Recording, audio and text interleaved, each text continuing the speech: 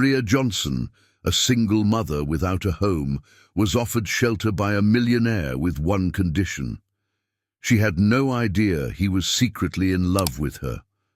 When the truth came to light, their lives changed forever. A story of love and resilience that will touch your heart. Subscribe to the channel, leave a thumbs up, and comment where you are watching from. The summer rain poured down over New York with the characteristic fury of July. Thick curtains of water transformed Fifth Avenue into an urban river, where cars moved slowly with their headlights on, even though it was only 5 in the afternoon. Under the narrow awning of a mirrored glass office building, Maria held her daughter tightly against her chest, trying to shield her from the wind that whipped the rain in all directions. The little girl, Lily, only 4 years old, trembled, not so much from the cold, but from the fear reflected in her brown eyes, which she had inherited from her mother. Maria was 28, but the fine lines around her eyes told the story of someone who had lived twice that long. Her face was naturally beautiful yet weary, prominent cheekbones, full lips, pressed tightly in a line of determination, and dark brown hair plastered to her face by the rain. She wore faded jeans and a light blue cotton shirt that had once been white, both soaked through. At her feet lay 2 brown vinyl suitcases, torn at the sides, revealing carefully folded children's clothes. "Mommy, I'm hungry," whispered Lily, her voice muffled against her mother's damp shoulder. Maria closed her eyes for a second, feeling the familiar tightness in her chest. $300. It was all she had in the world. The money was tucked away in a plastic bag, inside her worn-out purse, along with documents and Lily's birth certificate. 3 $100 bills represented the last payment she received as a housekeeper before being evicted from the room she rented in a boarding house in the East Side. "I know, my love. We'll eat something soon," she replied, forcing a smile that didn't reach her eyes. The smell of wet asphalt mingled with the tempting aroma of coffee and toasted bagels coming from the bakery across the street. Maria could see people inside, dry and safe, sipping coffee while waiting for the rain to pass. One of them was eating a muffin, and she quickly looked away, feeling her stomach churn. They hadn't eaten since the morning when she had bought a bagel and shared it with Lily at a bus stop. Now, as the afternoon fell and the rain continued relentlessly, she needed to make a decision. Where to go? The nearest shelter was likely already full at this hour. She had the phone number of an old co-worker, but calling would mean admitting defeat. It would mean hearing the "I told you so" that she knew would come. "We'll be okay," she said, more to herself than to Lily. "Mommy will figure it out. She always does." Maria had learned to survive the hardest way. Raised by a grandmother who passed away when she was 17, she had worked since her teenage years in all kinds of jobs: babysitter, cashier, cleaning assistant, waitress. When she got pregnant at 23, her boyfriend, Ryan, a smartphone salesman who promised her the world, disappeared a week after she told him about the baby. He blocked her number and moved away. She never heard from him again.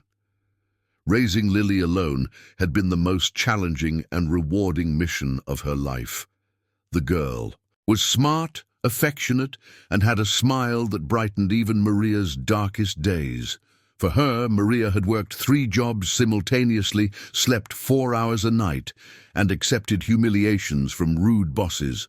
For Lily, she had become a fortress of determination. But now, soaked and with nowhere to go, even her fortress was beginning to crack. The owner of the boarding house where they lived had sold the property without notifying the tenants. 15 days ago, a man in a suit appeared, saying everyone had 30 days to leave. Maria begged for more time, explaining about her small daughter, but the man was inflexible. "It's not my problem, lady. I bought the place to demolish it and build a parking lot. It's all set with City Hall." She had tried to find another place, but prices were impossible. Any minimally decent room cost at least $800 plus a deposit. And with overdue bills, no one would accept her without a guarantor. She had no family to turn to, no close friends to ask for that kind of help. So there she was, under an awning on New York's most important avenue, holding her daughter, watching the rain fall, while trying to muster the courage for the next step. That's when she saw him for the first time. A man stopped on the sidewalk, just a few meters away from them. Tall, he must have been around 6 feet tall.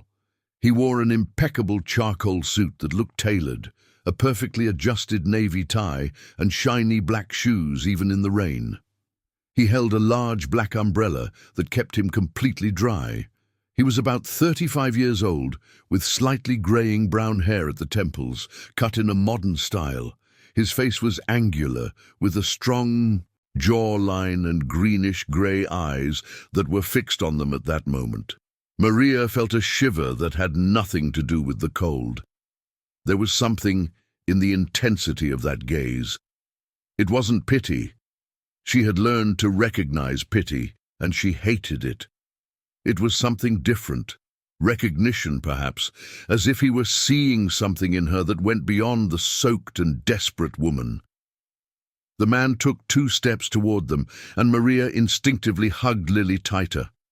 Her protective instinct was on high alert.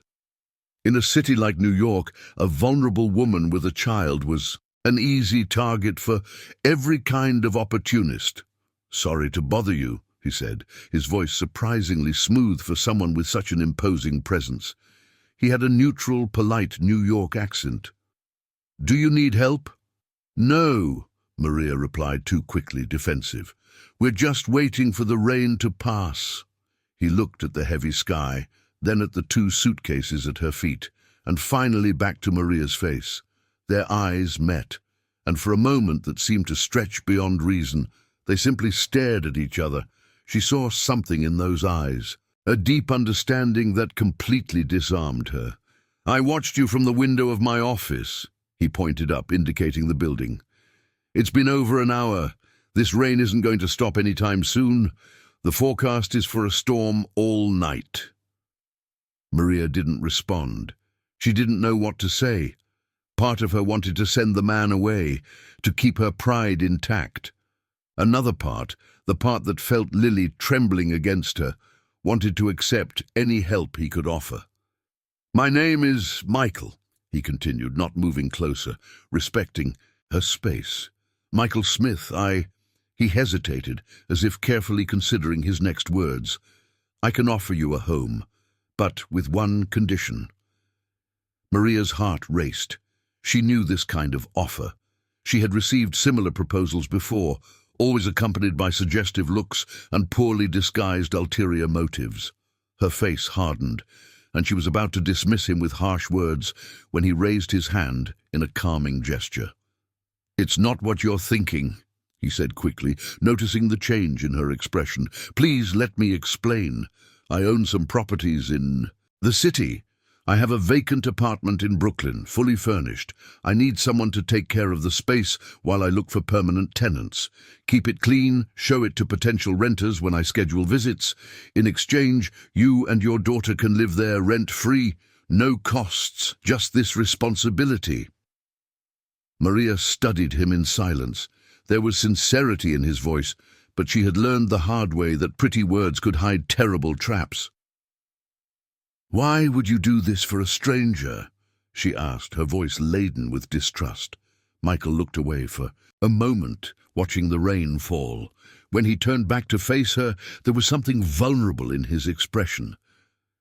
"Because I've been where you are now." "Not exactly, but close enough to understand," he replied with raw honesty. "And because my mother taught me that when you can help someone, you help, expecting nothing in return."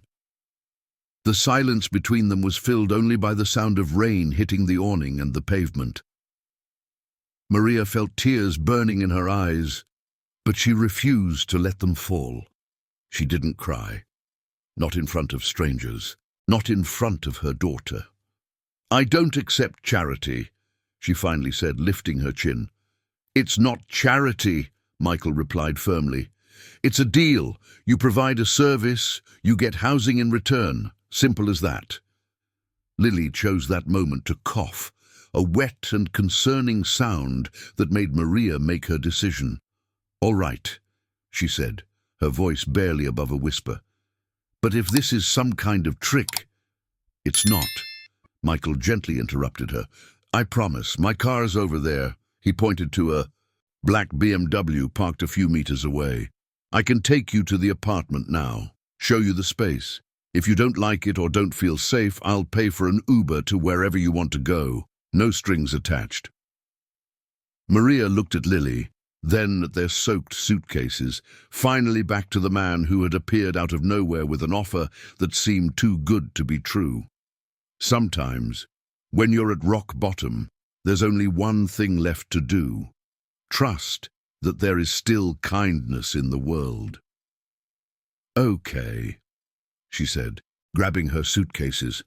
"Let's see this apartment." Michael smiled, a small but genuine smile, and opened the umbrella more to her side, shielding mother and daughter as they walked toward the car.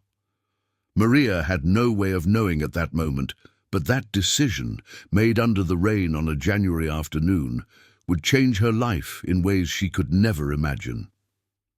The apartment was on the third floor of a brick building in Brooklyn, on a quiet tree-lined street, with maples forming a green canopy over the sidewalk.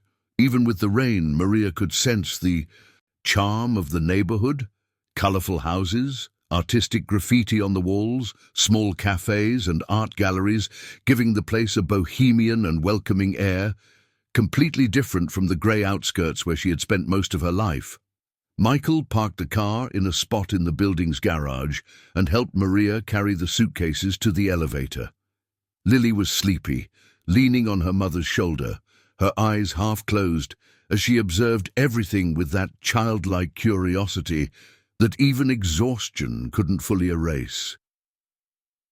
"The building is small, just 6 apartments," Michael explained as the elevator ascended with a soft hum. "Built in the 70s, but renovated about 3 years ago. The neighbors are quiet, mostly professionals. A couple of advertising executives on the 4th floor, a retired teacher on the 2nd. Maria just nodded, still processing the surreal reality of the situation. 2 hours ago, she was desperate under an awning. Now, she was in an elevator with a man in a fancy suit on her way to an apartment in Brooklyn. Part of her hoped to wake up and discover that it was all just a cruel dream. The apartment door was made of dark, solid wood. Michael opened it with a key he took from his pocket and stepped aside, making a... Maria gestured for Lily to enter first. What she saw left her speechless. The apartment was spacious and bright, even with the overcast sky outside. The living room was at least 25 square meters, with a polished hardwood floor that gleamed softly under the light of the chandeliers. The walls were white, decorated with abstract paintings in shades of blue and grey.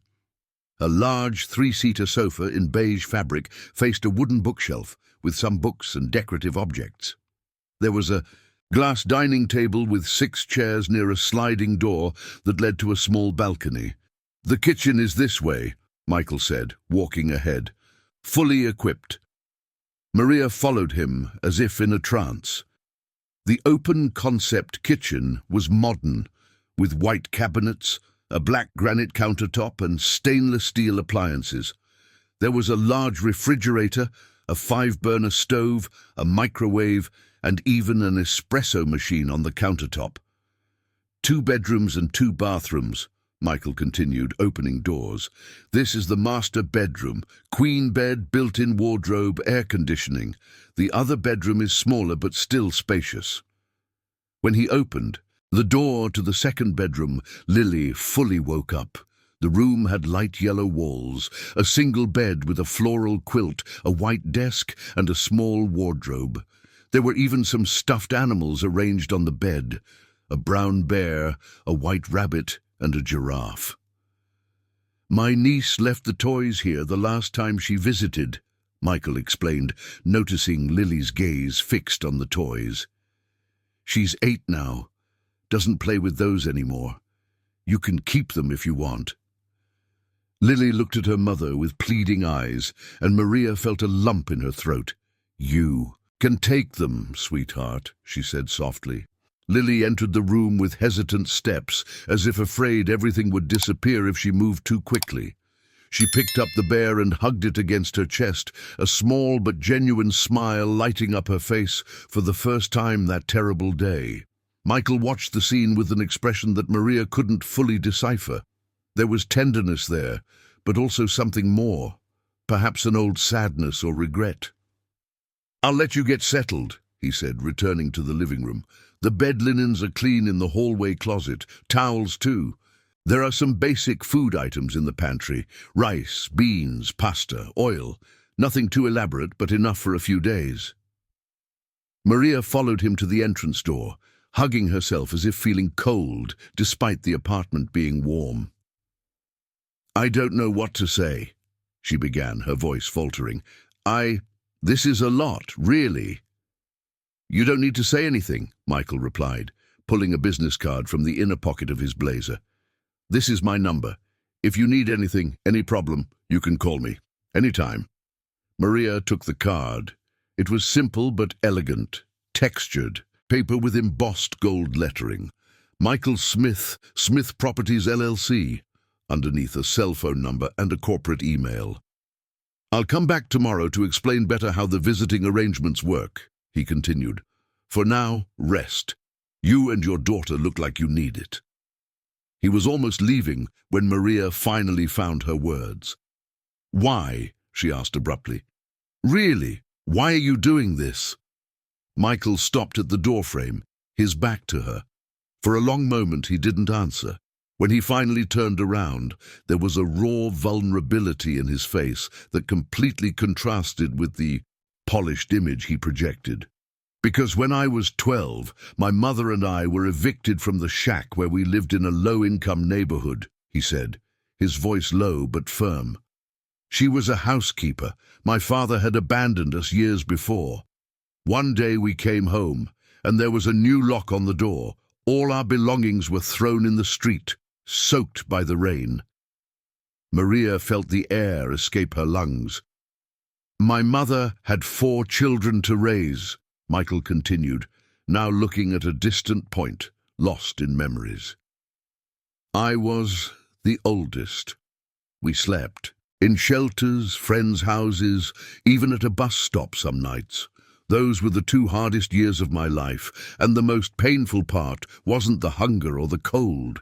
It was seeing my mother, the strongest woman I knew, completely broken." He turned his gaze back to Maria, and she saw unshed tears glistening in his grey-green eyes. "When I saw you today, hugging your daughter under that awning," he continued, "it was like seeing my mother 23 years ago. The same expression of determination mixed with despair, the same attempt to stay strong for the child. I couldn't just walk past. I couldn't. The silence that followed was thick, loaded with emotions neither of them knew how to process. "Your mother?" Maria began hesitantly. "Where is she now?" A shadow crossed Michael's face. "She passed away 3 years ago, pancreatic cancer. But before that, I was able to give her everything she deserved. A beautiful house, security, comfort.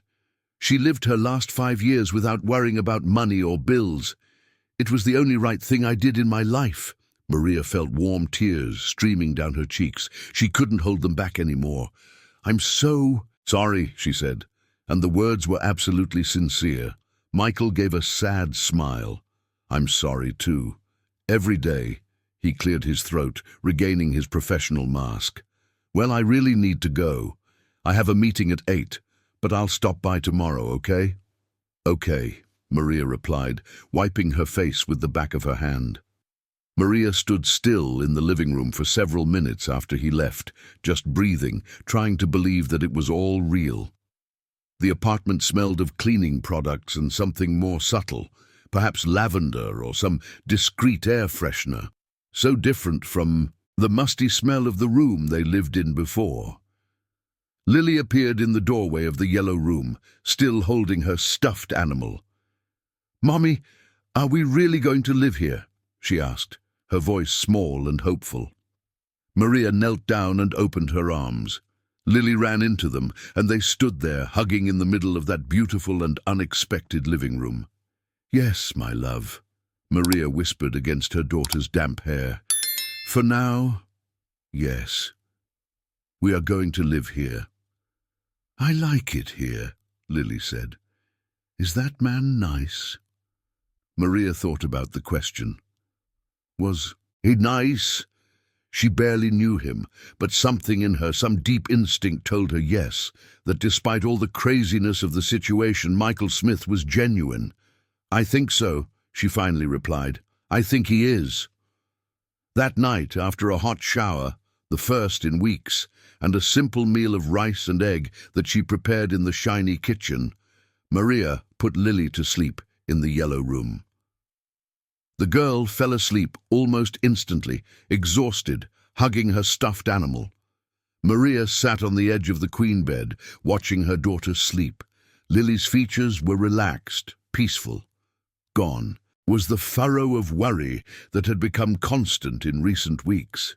Later, alone in the master bedroom, the huge, comfortable queen bed, Maria couldn't sleep.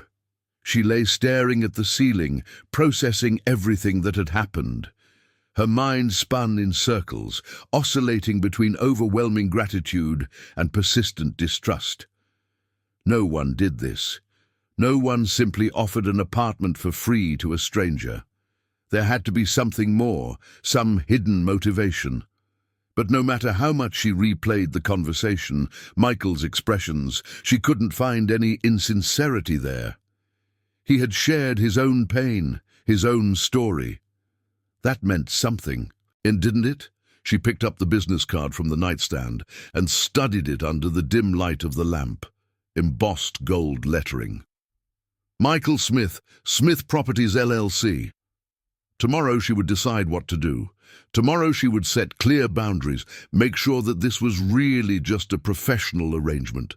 Tomorrow she would start planning her next steps, looking for work, saving money, regaining her independence. But tonight she would simply allow herself to be thankful. Thankful for a roof over their heads, for a warm bed, for the temporary security that would allow Lily to sleep without fear. Maria closed her eyes, feeling the fatigue finally weigh on her like a blanket. For the first time in weeks, she slept deeply, without nightmares, without waking up startled at every noise. Outside, the rain continued to fall on New York, washing the streets, filling the rivers, renewing the city in its eternal transformation. And in an apartment in Brooklyn, two tired souls finally rested. But in an office on the 20th floor of a building on Fifth Avenue, Michael Smith sat alone, looking out the window at the city lights, with a forgotten cup of cold coffee on the table. He couldn't shake those determined brown eyes from his mind, that chin raised in defiance even in defeat, that indomitable strength disguised as vulnerability. Something had happened when he saw her under the awning. Something he wasn't prepared to feel, something that wasn't part of the plan when he went down to offer help. He had lied, of course, not completely, but by omission. That apartment wasn't just another property. It was the apartment he had bought for his mother 3 years ago, weeks before she was diagnosed. She never moved in. The illness progressed too quickly. And he had kept the space untouched since then, unable to sell or rent it, preserving it as a sanctuary for a life that never happened. Until today, until he saw Maria Johnson and her daughter in the rain. Michael ran a hand over his face, tired. What had he done? He impulsively offered the most sacred place he had to a complete stranger. Why? But deep down, he knew. It was the same strength he had seen in his mother, the same refusal to be completely broken, even when everything conspired against her. Maria Johnson was everything his mother had been, and something more he couldn't name yet. He looked at the clock, past midnight. The meeting he had mentioned was a lie. He simply didn't trust himself to stay in that apartment longer without revealing too much, without letting it show that this was so much more than just a professional agreement. Michael took out his smartphone and opened his calendar. Tomorrow, he would have to go back, as he promised. Explain how things worked, set rules, maintain professional distance. But even as he planned this, a part of him, a dangerous and reckless part, was eager to see her again. He turned off the office lights and took the elevator back to the parking garage, where his luxury car awaited him. The drive to his apartment in the upscale neighborhood was quick at this hour of the night, the empty streets reflecting the streetlights on the wet asphalt.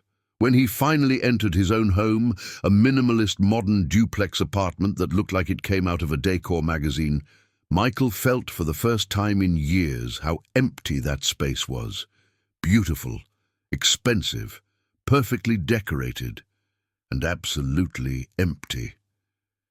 He poured himself a whiskey, sat on the Italian leather sofa, and stared into nothingness, thinking of determined brown eyes and a 4-year-old girl hugging a stuffed animal. Yes, something had changed today. He just didn't know how much yet.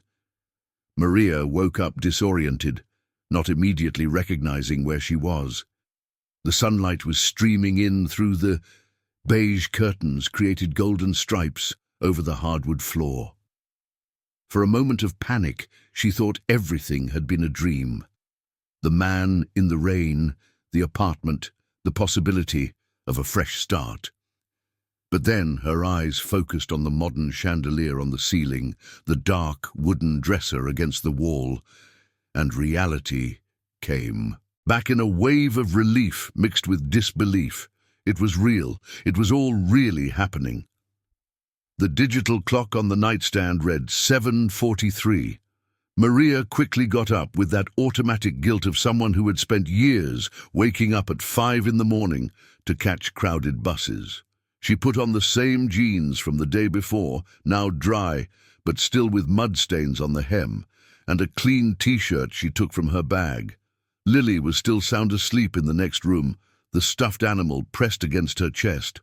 Maria paused at the door, watching her daughter with a tenderness that ached in her chest.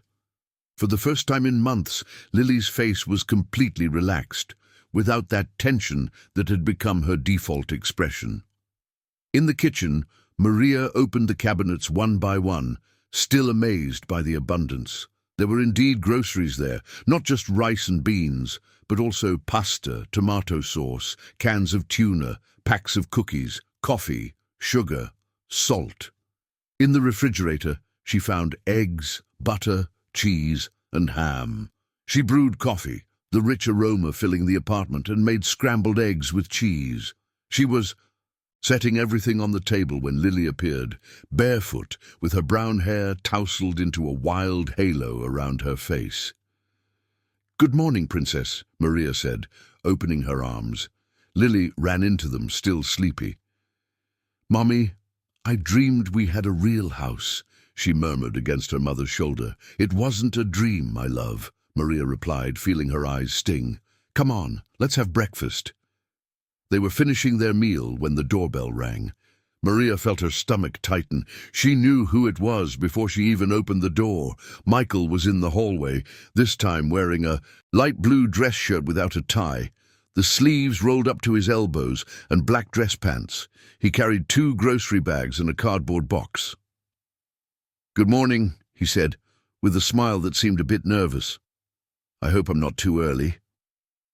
"No, we were already awake," Maria replied, stepping aside to let him in. She was very aware of her simple appearance, her hair tied back in a messy ponytail, the absence of makeup. Michael placed the bags on the kitchen counter.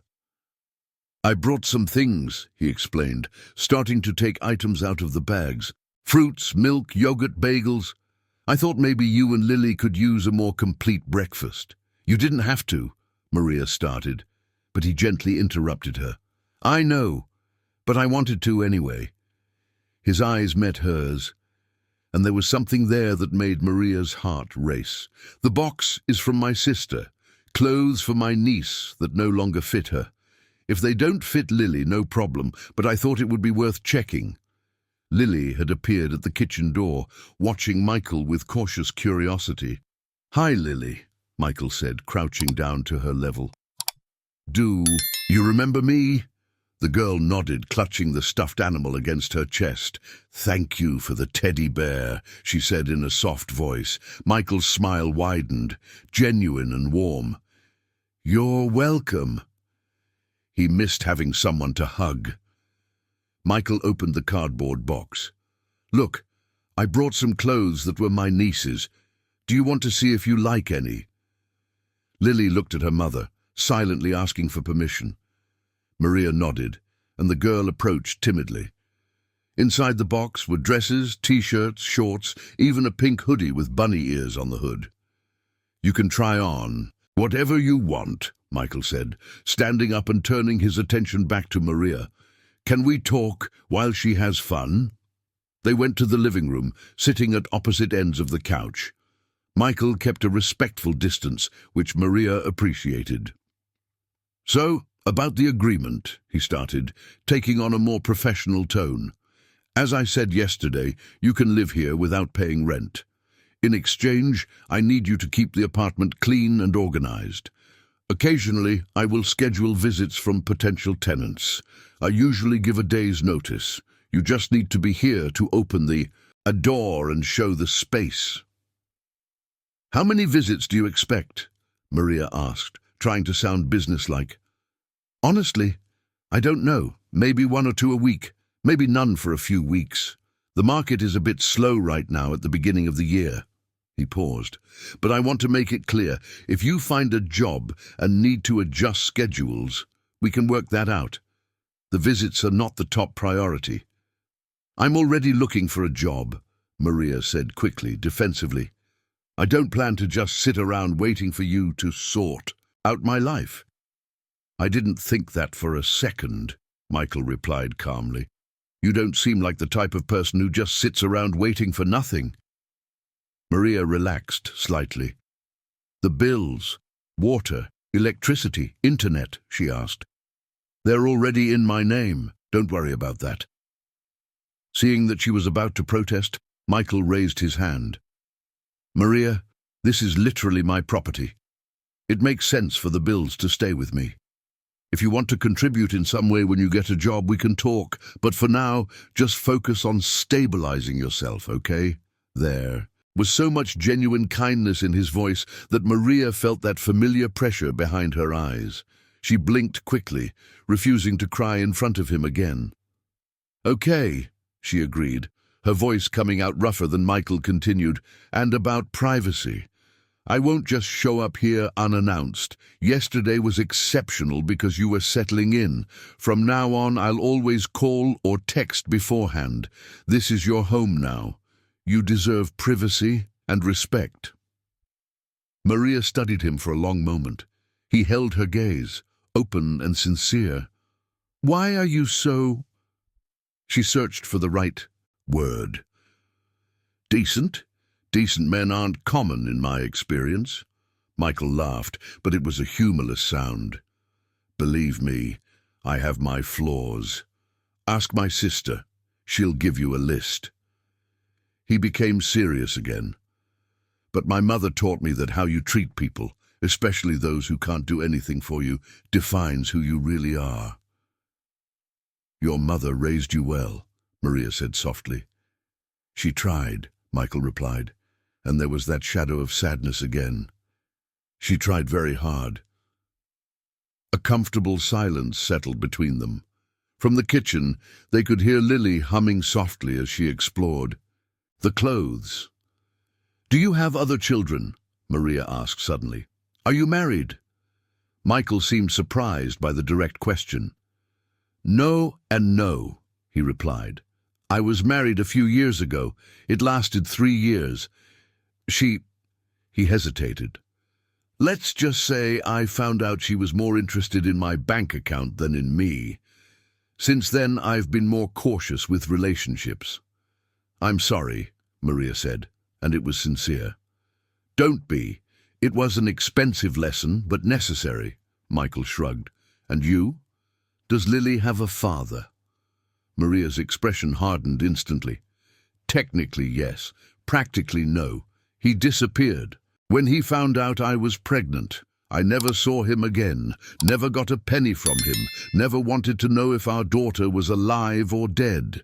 Idiot, Michael said simply, and the disdain in his voice made Maria smile despite herself. Yes, a complete idiot, she agreed. But Lily is the best thing that ever happened to me. So in the end, maybe it was better this way. Raising her alone has been hard, but at least I didn't have to deal with an irresponsible man getting in the way. You're amazing, you know that, Michael said. Suddenly, his voice soft yet intense. The way you protect your daughter, how you keep yourself strong, it's admirable. Maria felt her face heat up. She wasn't used to compliments, especially not from men who seemed genuine. I do what any mother would do, she replied, looking away. No, you do much more than that, Michael insisted, and you don't have to do it all alone. Not anymore. Their eyes met again, and this time the intensity of his gaze stirred something in Maria's chest. Something she had buried deep after Ryan abandoned her. Something dangerous and terrifying and tempting. All at once, she abruptly stood up, breaking the moment. I'll check on Lily, she said, quickly leaving the room. Michael sat on the couch, running his hands through his hair in frustration with himself. He had promised to keep a professional distance. He had planned to be cordial but distant, so why couldn't he stop looking at her? Why did every word that came out of Maria's mouth fascinate him? Why did he want to stay there, in that apartment, just to be near her? In the kitchen, Maria leaned against the sink, taking deep breaths, trying to calm her racing heart. Lily had put on the pink coat with bunny ears and was spinning in circles, clearly delighted. "Mommy, look," she said, her eyes shining. "You look beautiful in it, princess," Maria replied, forcing a smile. Michael appeared in the kitchen doorway, keeping his distance. "I need to go," he announced, checking his watch. "I have a meeting in an upscale neighborhood at 10, but if you need anything, just call, okay?" "Okay," Maria replied, not looking directly at him. "Lily," Michael squatted down again, "take care of your mum for me." Lily nodded solemnly, as if she were receiving an important mission. "I will." "Good girl," he smiled, then stood up and walked to the door. Maria followed him, keeping a safe distance. "Michael," she called as he was almost out, "thank you for everything, really." He turned, and the smile he gave her was small but genuine. "You don't need to thank me, Maria. It's just—" He searched for the right words. "It's the right thing to do." After he left, Maria stood there for several minutes thinking.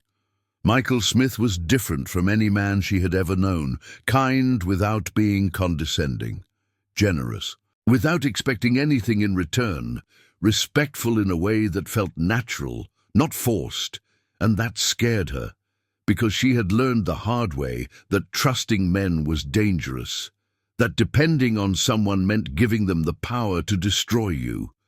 But Michael didn't seem to want power over her. He genuinely seemed to want to help. Or was that what Ryan also seemed at first? Kind and attentive, until he got what he wanted. Maria shook her head, pushing the thoughts away. She couldn't become paranoid, but she also couldn't let her guard down completely. What she needed to do was focus on the practical. Find a job, save money, regain her independence. This apartment was a temporary blessing, but it couldn't become a crutch.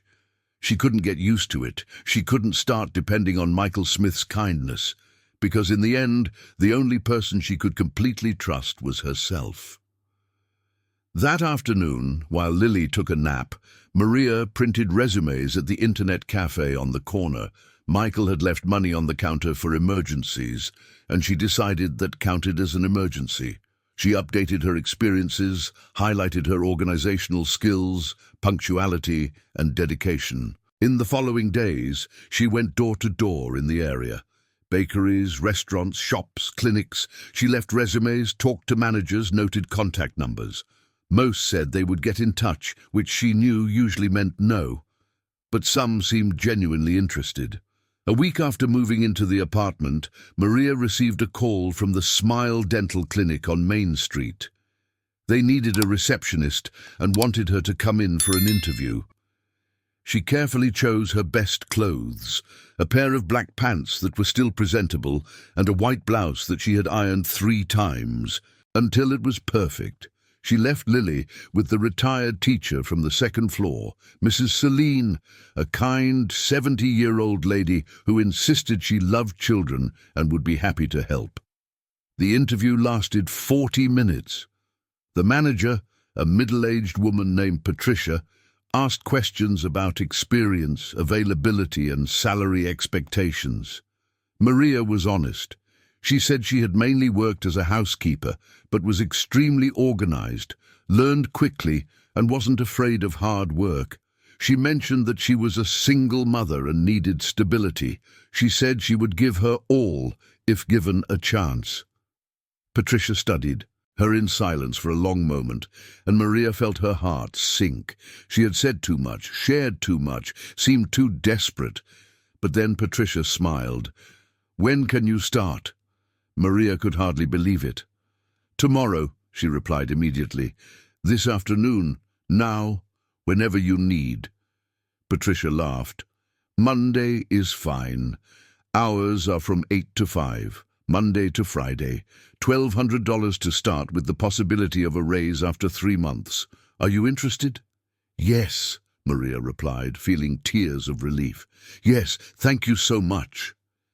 She left the clinic walking on clouds. She had landed. A real job with a contract, fixed hours and growth potential. It was the first real step toward regaining her independence, to prove to herself that she could rise again. She needed to tell someone. She needed to share that victory.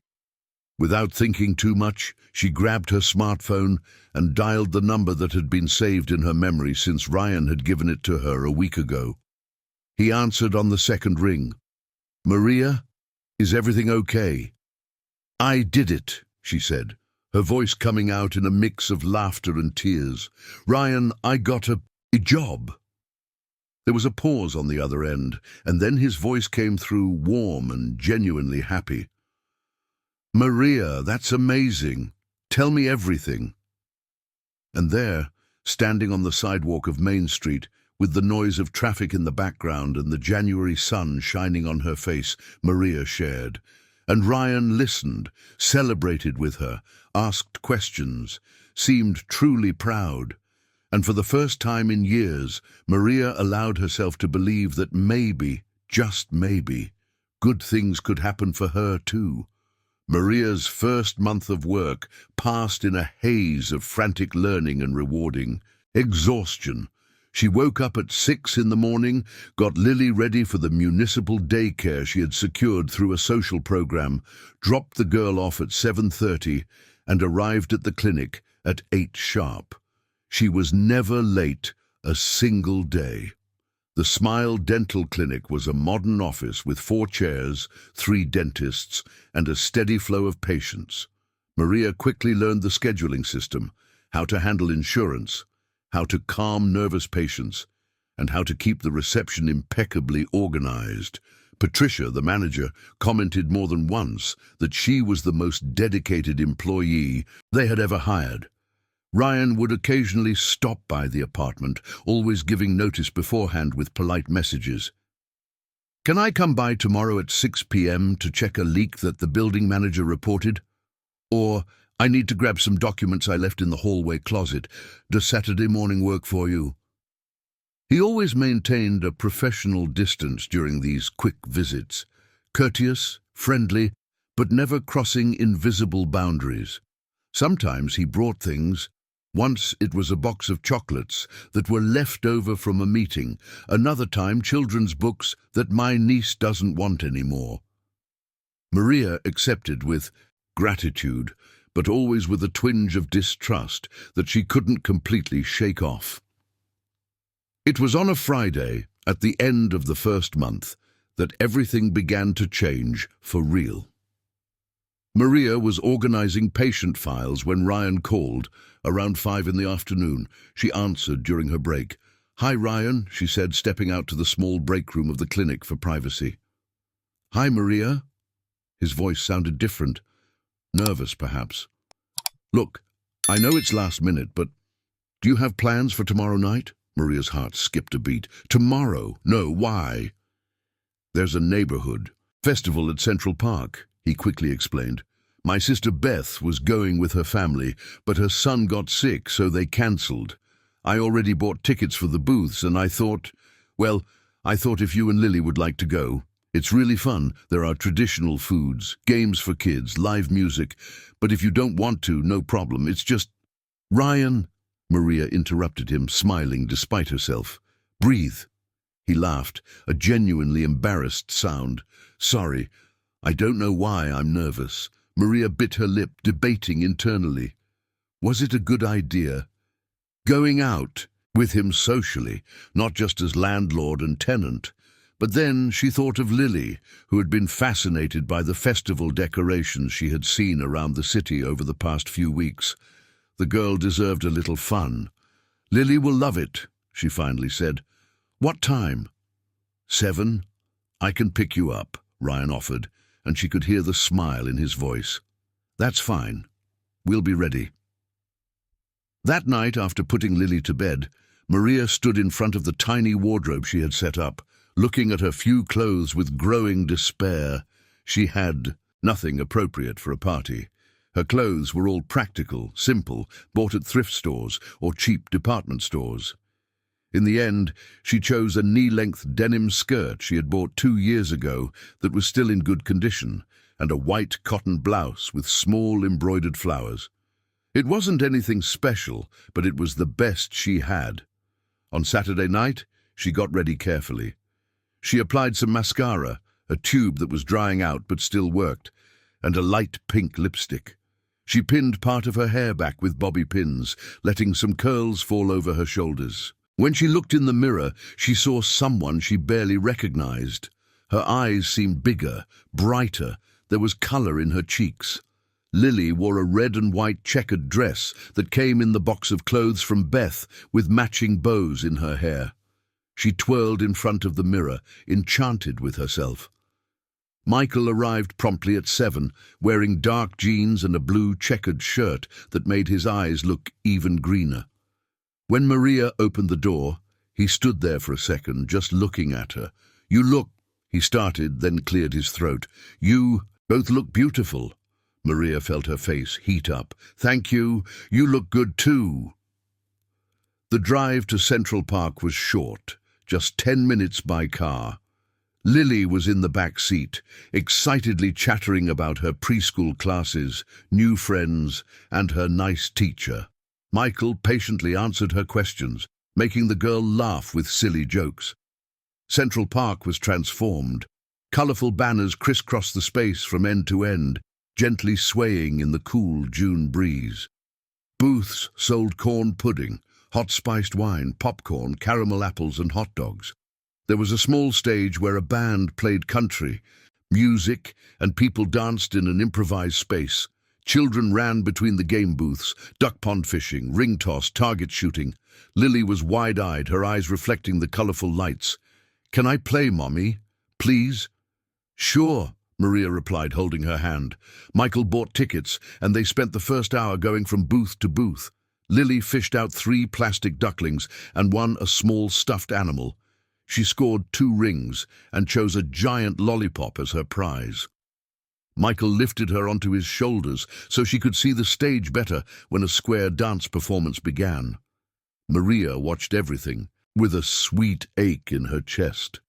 When was the last time she saw Lily so completely happy, so carefree and childlike, the way a 4-year-old should be?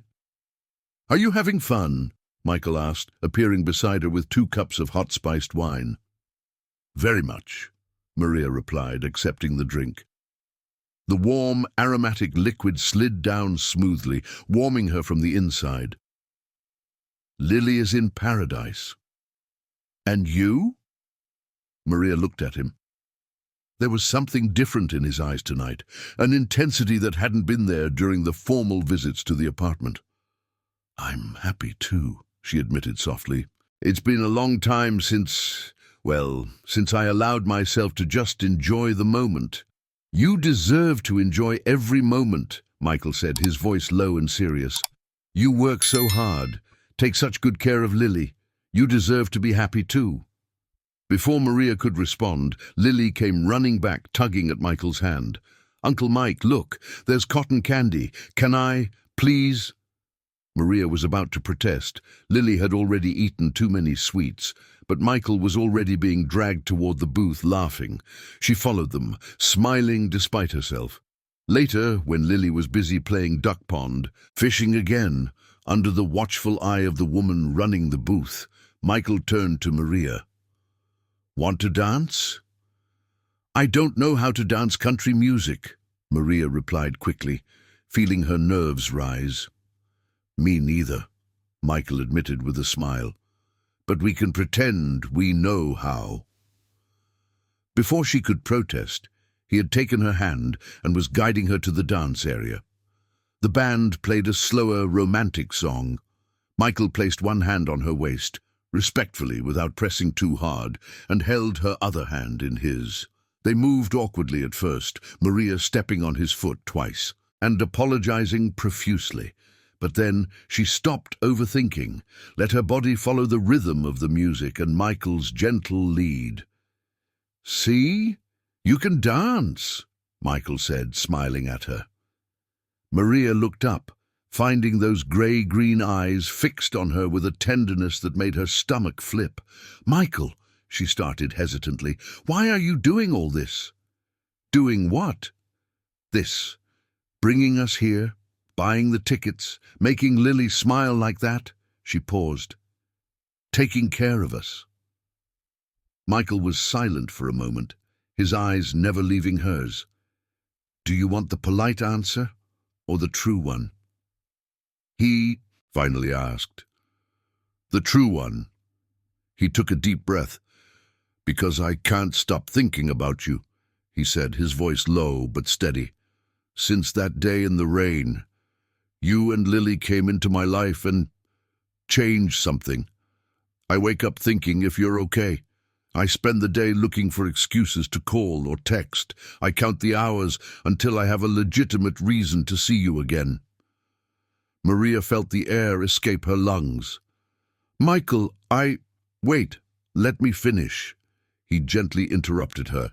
"I know our situation is complicated. I'm technically your landlord. You're in a vulnerable position. And the last thing I want is to make you feel pressured or uncomfortable. That's why I kept my distance. That's why I was so formal during the visits. But tonight, dancing with you, I can't pretend this is just a professional arrangement for me anymore." The music had ended, but they remained there, standing in the middle of the makeshift dance floor, people passing around them. "I don't know what to say," Maria whispered, feeling tears burning in her eyes. "You don't need to say anything right now," Michael replied. "I just needed you to know. And if you don't feel the same, if this is too weird or inappropriate, I completely understand. We can go back to being just landlord and tenant. But I had to be honest with you." Maria looked to where Lily was, now eating cotton candy, completely oblivious to the intense conversation happening just a few feet away. "I'm scared," she finally admitted, turning her eyes back to Michael. "Lily's father made me promises too. He said beautiful things, and then he disappeared when I needed him the most. How do I know you're different?" The pain that crossed Michael's face was genuine. "You don't know," he said honestly. "Words are easy. Any fool can make promises. The only way I can prove I'm different is through actions over time, and I completely understand if you don't want to give me that chance." "It's not that I don't want to," Maria said quickly. "It's that I can't afford to make mistakes. It's not just about me, it's about Lily too. If I let you into our lives and you leave, it's not just me who will get hurt." "I know." Michael held her hands between his. "And I would never, ever hurt Lily. Or you. I'd rather die first." "You can't promise that," Maria said, but her voice was faltering. "No, but I can try. Every day I can try to be the man you both deserve." A tear rolled down Maria's cheek, and Michael gently wiped it away with his thumb. "I'm not asking for anything definitive right now," he continued. "I'm just asking for a chance. Let's take it slow, get to know each other better, see if this—" He gestured between them. "If what I'm feeling is real, if it's mutual." Maria closed her eyes, feeling the warmth of his hands enveloping hers. Everything in her screamed to run, to protect herself, to not trust.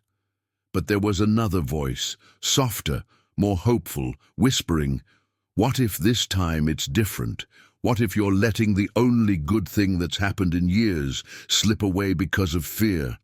"Slowly," she finally said, opening her eyes. "Nothing rushed. And Lily comes first. Always." The smile that lit up Michael's face was like the sun rising. "Always," he agreed. "Lily always comes first." "Then, okay," Maria said, feeling as if she were jumping off a cliff. "We can try." Michael pulled her into a tight embrace, and Maria allowed herself to relax against him, feeling the solidity of his chest, the scent of his cologne, mixed with the aroma of corn pudding and sweet popcorn that filled the air. "Thank you," he whispered against her hair. "I promise you won't regret it." "You can't promise that either," Maria said, but she was smiling. They were interrupted by Lily, who had run back, her face smeared with pink cotton candy. "Mummy, Uncle Mike, look, there are fireworks!" And indeed the sky began to explode with colors: blue, red, gold, green. Lily squealed with joy, and Michael lifted her onto his shoulders so she could see better. Maria stood beside them, watching the fireworks light up the night sky, reflecting on the amazed faces of her daughter and the man who, in some impossible way, had entered their lives and changed everything. She was still scared. There were still doubts gnawing at the edges of her mind. But in that moment, under the starry June sky, with Michael's hand finding hers and squeezing gently, Maria allowed herself to feel something she hadn't felt in a very, very long time: hope. The drive back home was calm. Lily fell asleep in the back seat, hugging the stuffed animal she had won, her face still sticky with sweetness. Michael drove with one hand on the wheel, the other holding Maria's over the center console. When they arrived at the apartment, Michael carried Lily to her room, carefully placing her on the bed, still dressed, because Maria murmured that she didn't want to wake her. He only took off the little girl's shoes and pulled the blanket over her. In the living room they stood by the door, neither wanting the night to end. "Thank you. If for today," Maria said softly. "It was perfect." "It really was, wasn't it?" Michael smiled. "We could do it again. Maybe next week. A dinner, just the two of us. Mrs. Smith said she loves taking care of Lily." "You already talked to Mrs. Smith about taking care of Lily?" Maria asked, surprised. Michael had the decency to look embarrassed. "I might have planned to ask you out a few weeks ago. I was just waiting for the courage." Maria laughed, the sound genuine and light. "A dinner sounds great." They stood there for a few more moments, just looking at each other. Finally, Michael leaned in and gently kissed her forehead. "Good night, Maria." "Good night, Michael." After he left, Maria leaned against the closed door, her fingers touching the place where his lips had brushed her skin. She was in love. She already was, she realized with a shock. In love with Michael Smith, the man who showed up in the rain and changed everything. And for the first time in years, instead of being afraid of it, she allowed herself to just feel. The dinner that Michael promised happened. Michael held both of her hands now, his voice intense. "You are the most extraordinary person I have ever met. Your strength, your determination, the way you love Lily unconditionally, that is special. That is worth more than any bank account." Maria's eyes filled with tears. "You can't say things like that and expect me not to fall for you." The words slipped out before she could censor them, and she froze, realizing what she had just admitted. Michael stood completely still, his eyes wide. "Say that again," he asked, his voice hoarse. Maria swallowed hard. "I think I'm already falling for you. I know it's too soon, that it's crazy," but she was interrupted when Michael abruptly stood up, walked around the table, and pulled her to her feet. Before she could process what was happening, he kissed her. It was a soft yet intense kiss, filled with promise and restrained feeling. His hands cradled her face tenderly, and Maria melted against him, her own arms wrapping around his waist. When they finally pulled apart, breathing heavily, Michael rested his forehead against hers. "Me too," he whispered. "Since that first day, I'm falling for you too." Around them, other restaurant patrons discreetly applauded and smiled. Maria blushed, but couldn't stop smiling. They finished dinner in a cloud of happiness, talking about everything and nothing. Favorite movies, childhood memories, dreams for the future. Maria spoke about her desire to one day attend college, perhaps studying business. Michael shared his plan to start a microcredit program for entrepreneurs in communities. When they returned to the apartment, it was already past midnight. Mrs. Smith was dozing on the couch, waking up when they entered. "Ah, you're back," she said with a knowing smile. "Lily was an angel. She fell asleep right at 9. After you left, Michael lingered at the door, clearly reluctant to leave. "Can I see you again tomorrow?" he asked. "You see me every day," Maria laughed. "We live in your building." "You know what I meant," he smiled. "A real dinner, dates, getting to know each other better." "I would love that," Maria replied. They kissed again, longer this time, and when they finally separated, both were breathless. "Good night, Maria," Michael whispered. "Good night, Michael." The following weeks passed in a heady mix of romance and routine. Michael and Maria had dinner together at least 3 times a week, sometimes at restaurants, sometimes at home with Lily. He became a constant presence in their lives, showing up for dinner with Thai food, taking Lily to the park on Saturdays, helping Maria with grocery shopping. Lily quickly grew attached to him, starting to call him Uncle Mike, with a familiarity that warmed and terrified Maria's heart. What if this didn't work out? What if Michael changed his mind? But he never showed signs of that. On the contrary, he was increasingly present, more dedicated. It was at the beginning of the 2nd month of their relationship that everything temporarily fell apart. Maria was at the apartment on a Sunday afternoon when the doorbell rang. She opened it without checking the intercom, expecting Michael, who had said he would stop by with ice cream for Lily. Instead, she found a tall, elegant woman at the door. She was around 40, with dark hair pulled into a sophisticated bun, wearing a beige tailored suit that probably cost more than Maria's monthly salary. Her eyes were grey-green, just like Michael's. "You must be Maria," the woman said, her voice polite but cold. "I'm Beth Smith, Michael's sister." Maria's stomach dropped. "Come in," she said, stepping aside. Beth entered with confident strides, her eyes assessing the apartment in a single glance. Lily was in her room playing, oblivious to the visitor. "I'll be direct," Beth said, turning to face Maria. "My brother is making a mistake. Again." "With all due respect, Miss Smith, what Michael does with his life is not my place to interfere," Maria replied, crossing her arms defensively. "Oh, but it should be, since you're clearly taking advantage of his kindness," Beth shot back, her voice sharp as a blade. Maria felt her anger boil. "I'm not taking advantage of anything. I work. I pay my own bills.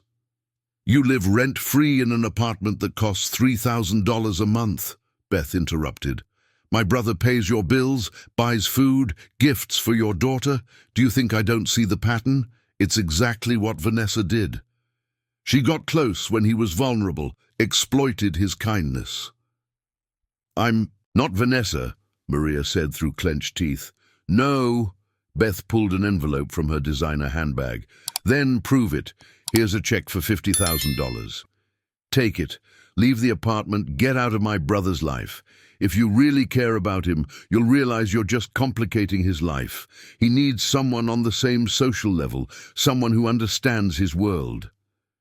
Maria looked at the envelope as if it were a snake. Get out of my house, she said, her voice dangerously low. This isn't technically your home, Beth pointed out cruelly. Get out! Maria shouted, and Lily appeared at the door of her room, startled. Beth glanced at the girl, then back at Maria. Her eyes softened slightly. Think of your daughter, she said, her voice low. She will get attached to Michael, and when this inevitably ends, she will suffer. Do you want that for her? And with those poisoned words, Maria left, leaving the envelope on the coffee table. Beth stood there, trembling with anger, fear, and doubt. Because the terrible truth was that Beth had touched on all her deepest fears. What if she was just messing up Michael's life? What if Lily got hurt when everything fell apart? When Michael arrived 20 minutes later, excited and holding ice cream, he found Maria sitting on the couch, her face stained with tears, holding the envelope. What happened? He asked, alarmed, dropping the ice cream and rushing to her. Your sister was here, Maria said, her voice empty. Michael went pale. He took the envelope, looked at the check inside, and his face twisted in fury. That... He cut himself off, remembering Lily. Maria, please tell me you don't believe anything, she said. She said, I'm complicating her life, Maria whispered, that Lily is going to get hurt. And Michael, she's not entirely wrong, is she? We're from different worlds. You deserve someone. No, Michael interrupted firmly, kneeling in front of her and holding her face in his hands. Don't let her put those ideas in your head. Beth is traumatized by what Vanessa did to me. She's being overprotective and completely unfair to you. But what if she's right? Maria cried. What if I'm not good enough for you? You are more than good enough, Michael said intensely. You are everything, and I'm going to talk to Beth. I'm going to make it very clear that if she wants to continue being part of my life, she needs to respect you, because you're not going anywhere, not if I have anything to say about it. Maria threw herself into his arms, sobbing, and he held her tightly, murmuring soothing words against her hair.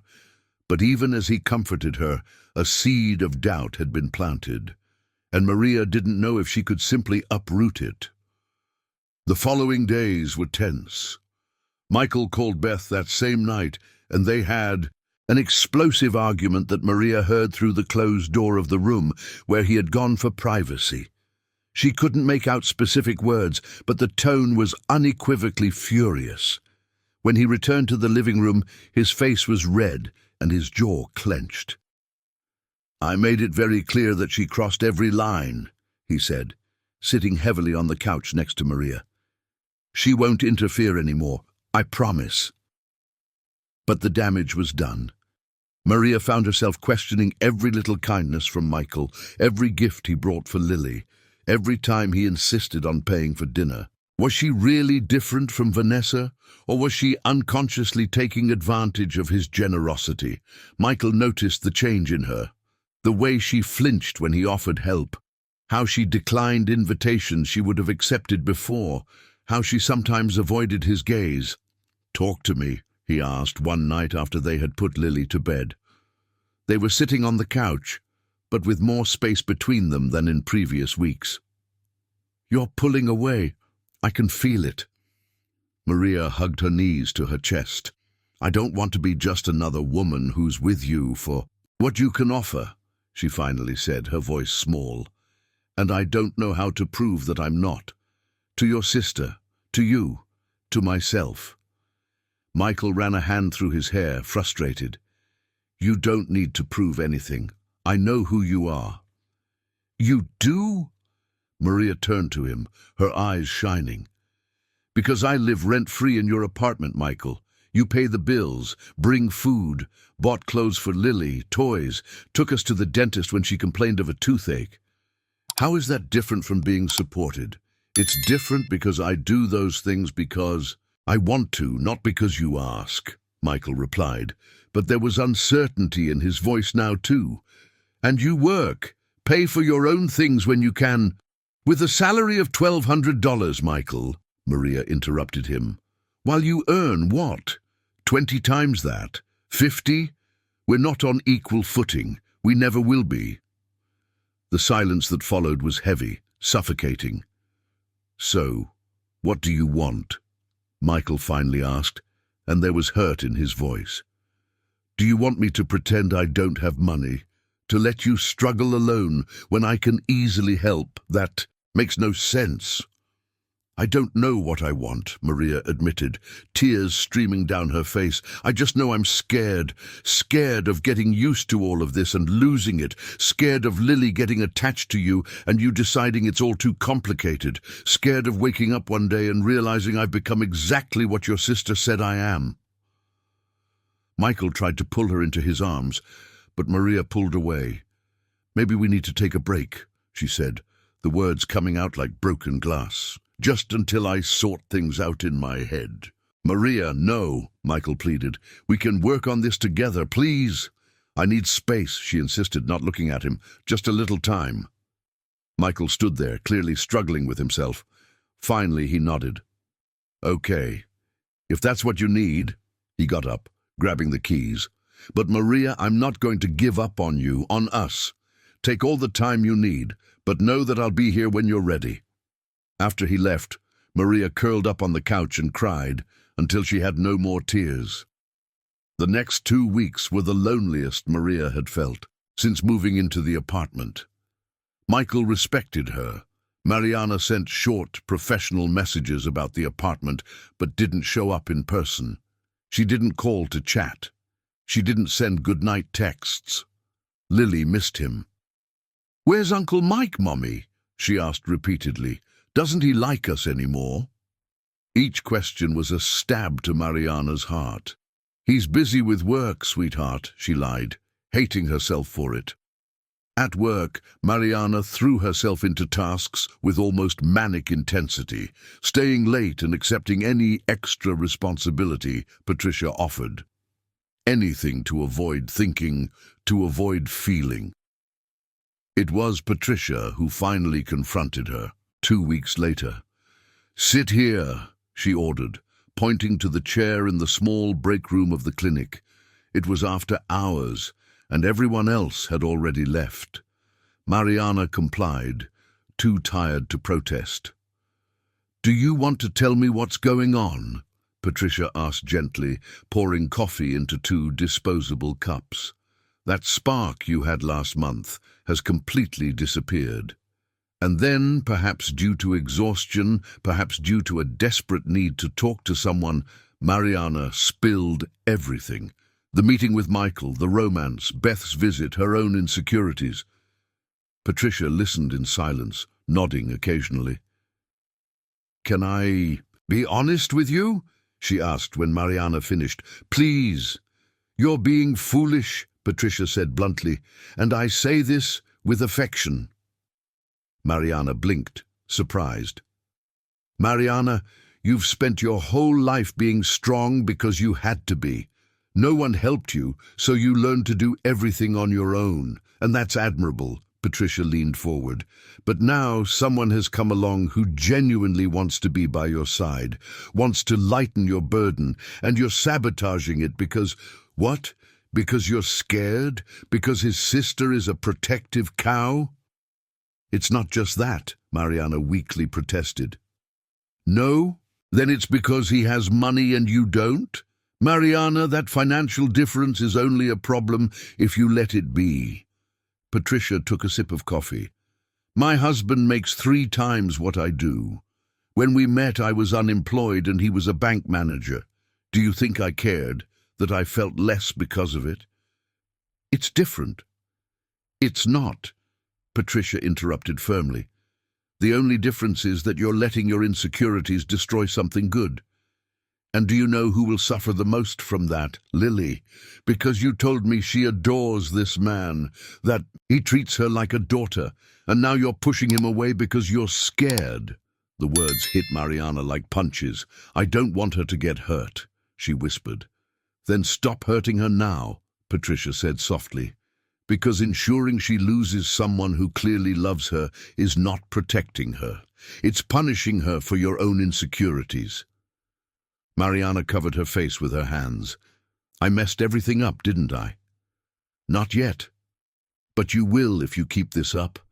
Patricia placed her hand on her shoulder. Call him, talk, for real this time. No fear, no pride, just honesty. That night, after putting Lily to bed, Mariana stared at her smartphone for 20 minutes before finally gathering the courage to call. Michael answered on the first ring. Mariana? His voice sounded hopeful and nervous at the same time. Hi, she said, her own voice faltering. Can you come here? We need to talk. I'm on my way now, he replied immediately. 25 minutes later, he was at the door. He looked tired, with dark circles under his eyes that hadn't been there before, his dress shirt wrinkled. But when his eyes met hers, there was that same intensity, that same feeling that had always been there. They sat on the couch and Mariana took a deep breath. I'm so sorry, she began, for everything, for doubting you, for pushing you away, for letting your sister's words get into my head. Mariana, no, let me finish, she interrupted him. I spent so long having to do everything alone that I forgot what it's like to have someone by my side. And when you showed up, when you started caring for me and Lily, I didn't know how to process that. Because in my experience, men don't do that without wanting something in return. I just want you, Michael said quietly. That's all I've ever wanted. I know that now. Mariana held his hand. Or at least my head knows. My heart always knew. It's just that I was so scared of getting hurt again, of seeing Lily get hurt. I will never hurt you, Michael promised. Not on purpose. And if I accidentally do something that hurts you, tell me. We'll talk. But don't push me away again, please. Mariana felt tears streaming down her face. I can't be the sophisticated woman your sister thinks you deserve. I don't know about expensive wines or social events. I buy clothes at thrift stores and still think street fair pizza is the best food in the world.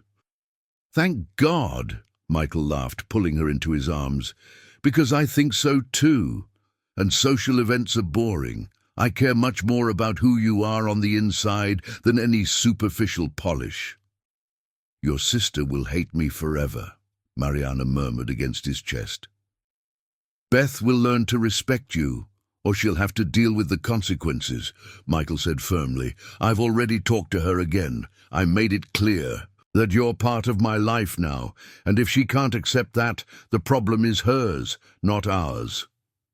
They stayed like that for several minutes, just holding each other, letting the closeness heal the wounds of the past weeks. Lily misses you, Maria finally said. She asks about you every day. I miss her too, Michael admitted. And you, so much. These 2 weeks have been hell. It has been for me too. Maria stepped back just enough to look into his eyes. I love you, Michael. I'm scared of it, but it's true. I love you. The smile that lit up his face was like the sun after a storm. I love you too, he said, and then kissed her. It was a different kiss from the previous ones. Deeper, more certain, sealed with the promise not to let fears and insecurities separate them again. When they pulled apart, both were smiling. So are we going to make this work? Maria asked. Really? Really, Michael agreed. No secrets, no silly pride, no letting other people interfere. Just you and me. And Lily. "And Lily," Maria repeated, her heart finally at peace. In the next room, Lily was sleeping soundly, completely unaware that the family she so longed for was finally coming together. And in that apartment in Brooklyn, under the soft light of the lamps, two wounded hearts found healing in each other, proving that sometimes love appears in the most unexpected places, in the most unlikely circumstances, and that when it's real, it's worth fighting for. The following months brought a new routine, lighter and more natural. Michael had dinner with them at least 4 times a week, sometimes bringing food, other times cooking alongside Maria in the apartment's kitchen. Lily completely adjusted to his presence, running to the door shouting, "Uncle Mike," whenever the doorbell rang. Maria thrived at work. Patricia, impressed with her dedication and organizational skills, promoted her to administrative coordinator after 3 months, with a salary increase to $1,800. It wasn't much, but for Maria, it was a monumental victory. Every extra cent meant more independence, more ability to contribute. She insisted on starting to pay part of the apartment bills, despite Michael's protests. "It's $200 a month," she said firmly, placing the money in his hand. "For water and electricity, it's non-negotiable." Michael had learned to choose his battles. He accepted the money, but secretly deposited it into a savings account he was keeping for Lily, something Maria would only discover much later. It was on a Saturday morning, 4 months after they reconciled, that everything changed again. Maria was cleaning the apartment while Lily watched cartoons when she found a cardboard box under the bed in the master bedroom. She didn't remember putting anything there. Curious, she pulled out the box. Inside were old photographs, documents, and a letter. The letter was in a yellowed envelope, sealed but never opened, addressed to Mary Smith in elegant feminine handwriting. Maria felt a shiver. This was the apartment Michael had bought for his mother. He had vaguely mentioned it once, but never went into detail, and now she was holding a letter addressed to the woman who never got to live there. She shouldn't read it, she knew that, but her hands trembled as she held the envelope, feeling the weight of something important, something Michael might not even know existed. When he arrived, at 10 as promised, to take them to the park, Maria was waiting for him in the living room with the box on the coffee table. Michael stopped at the door, his face paling at the sight of the box. "Where did you find this?" he asked, his voice strangely hoarse. "Under the bed," Maria replied softly. "I'm sorry, I wasn't snooping, I was just cleaning and—" "No, it's okay." Michael stepped in slowly, as if the box were a bomb about to explode. I kept these things here when my mother passed away. I couldn't look at them. I think I kind of forgot they were here." He sat heavily on the couch, taking the box with trembling hands. He ran his fingers over the photographs, a kind-faced, weary woman at various stages of life, always smiling, even when her eyes revealed hardships. "She was beautiful," Maria said, sitting beside him. "She was," Michael agreed, his voice faltering, "and strong, stronger than anyone I've ever known." Then he saw the letter. "This—" He took the envelope with careful reverence. "This is from the social worker who helped my mother when we were evicted. She said she had written a letter for my mother, for when she got her own home. My mother kept it for years, saying she would only open it when she had her real home." She never opened it, Maria realized. No, she died before moving here. Michael looked at the envelope as if he could see through it. "I didn't even know the letter had come with her other things." "Maybe you should read it," Maria gently suggested. Michael hesitated, then carefully opened the envelope. Inside were 2 sheets of paper, covered with the same elegant handwriting.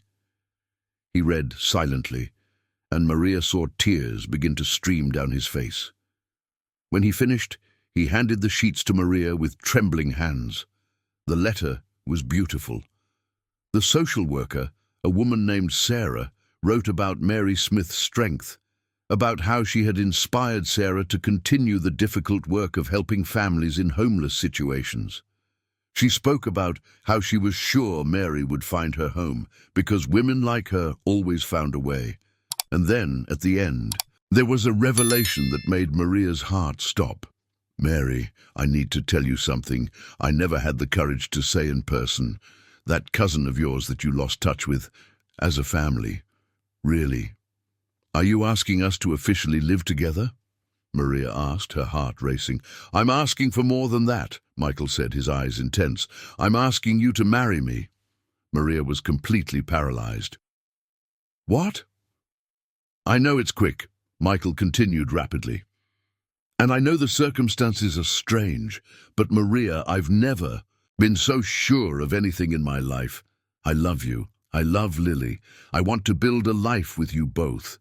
A real family." "Are you proposing to me because you found out that Ryan is your cousin?" Maria asked, and there was a hint of accusation in her voice. "To protect us from him?" "No," Michael said firmly. "I'm asking because I've been waiting for the right moment for weeks, and today made me realize that there is no right moment. There's only now. And right now, I want you to be my wife." Maria pulled her hands away, standing up from the chair. "I need time to think," she said, her voice trembling. "This is too much all at once. The letter, Ryan, now this." "Maria, please," she interrupted him. "I love you, Michael, but I need to process all of this. I need to be sure I'm making decisions for the right reasons, not because I'm scared or overwhelmed." Michael nodded slowly, clearly hurt but trying to understand. "How much time do you need?" "I don't know," Maria admitted. "A few days, a week? That's fine." Michael stood up, grabbing the keys. "But Maria, I'm not going anywhere. No matter how long you need, I'll be here, waiting." After he left, Maria sat on the living room floor and cried. She cried for the confusion, for the fear, for the terrible beauty of being loved so completely. She cried for the impossible coincidence that connected Michael to the worst mistake of her past. She cried because part of her wanted to say yes immediately, and another part was too terrified to take that step. The bedroom, Lily woke up to the sound of crying and came out barefoot, sitting next to her mother. "Is Mommy sad?" she asked, running her small hand across Maria's wet face. "A little bit, my love," Maria replied, pulling her daughter into her lap. "Where's Uncle Mike? He always makes you smile." And that simple observation from a 4-year-old cut straight to the heart of the matter. Michael made her happy. He made Lily happy. They were already a family in every way that mattered.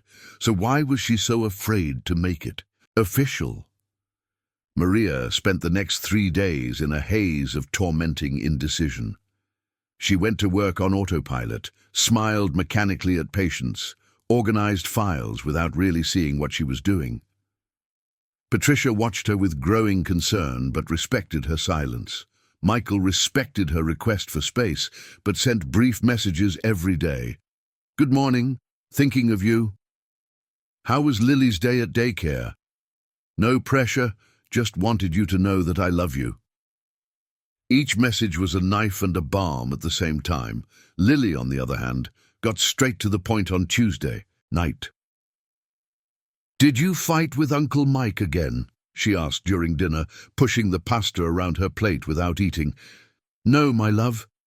We didn't fight," Maria replied, feeling guilt tighten her chest. "Then why isn't he coming anymore?" Lily's eyes filled with tears. "Doesn't he like us anymore?" Maria dropped her fork and pulled her daughter into her lap. "Listen, Princess. Uncle Mike loves us very much. He's just giving Mommy some time to think about some important things." "What things?" Maria hesitated. How to explain to a 4-year-old about marriage proposals, complicated family connections, fears of abandonment, adult things. she finally said. "But nothing you need to worry about, okay?" "I want him to come back," Lily said with devastating simplicity. "I want him to be ours, forever." That night, after putting Lily to bed, Maria sat on the balcony of the apartment, looking at the city lights. The August air was cool, almost cold, and she pulled her jacket tighter around her body. Her cell phone rang.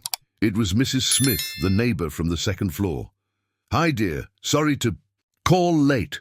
Can you come down for a minute? There's something I need to show you." Curious and a little worried, Maria asked Mrs. Smith to keep an eye on Lily over the intercom and went downstairs. The lady was waiting for her at the apartment door, wearing a floral robe and slippers. Come in," she said, ushering Maria inside. Mrs. Smith's apartment was cozy, filled with plants, old photographs, and the smell of homemade cake. She served tea and sat across from Maria at the coffee table. "I noticed that handsome guy hasn't been around," she started bluntly, "and you look like you haven't slept in days. Want to talk?" Maria felt resistance forming, but then she looked at the kind face of the lady, at the wise eyes of someone who had lived 80 years, and something broke inside her. She told her everything, the proposal, the discovery about Ryan, her fears. Mrs. Smith listened in silence, nodding occasionally, making small sounds of understanding. "Can I tell you a story?" she asked when Maria finished. "Sure. I've been married 3 times, Mrs. Smith began, and Maria blinked in surprise. The first was a youthful love, beautiful, romantic, completely wrong. It lasted 2 years before he cheated on me with my cousin. The second was a marriage of convenience. A good man, stable but without passion. We lived as roommates for 15 years until he died of a heart attack." She took a sip of tea before continuing.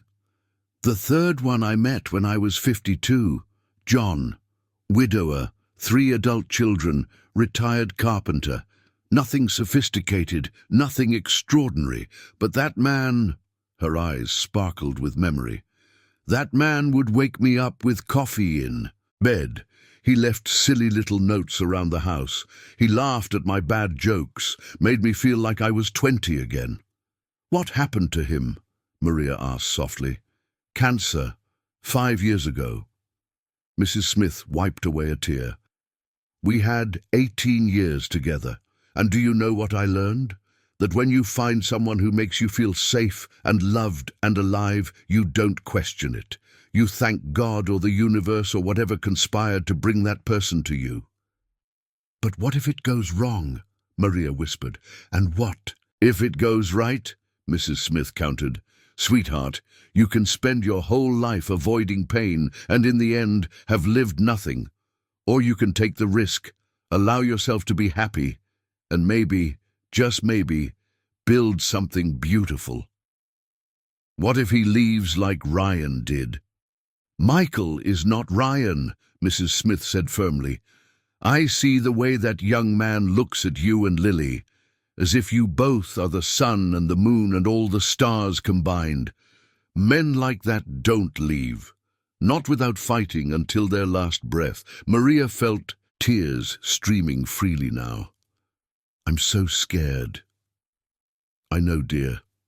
Mrs. Smith held her hand. "But fear is not a reason to say no to happiness. It's a reason to be brave." Maria returned to the apartment with her head spinning. She checked on Lily, sound asleep, hugging the stuffed animal that Michael had given her months ago, and then sat on the edge of her own bed. She grabbed her smartphone and, before she could rethink it, typed a message to Michael. "Can you come over tomorrow night after Lily goes to sleep? I need to talk to you." The reply came in seconds. "I'll be there. What time?" 8. "See you tomorrow. Love you." Maria held the phone against her chest, her heart pounding. She had 24 hours to decide the rest of her life. The next day dragged on with torturous slowness.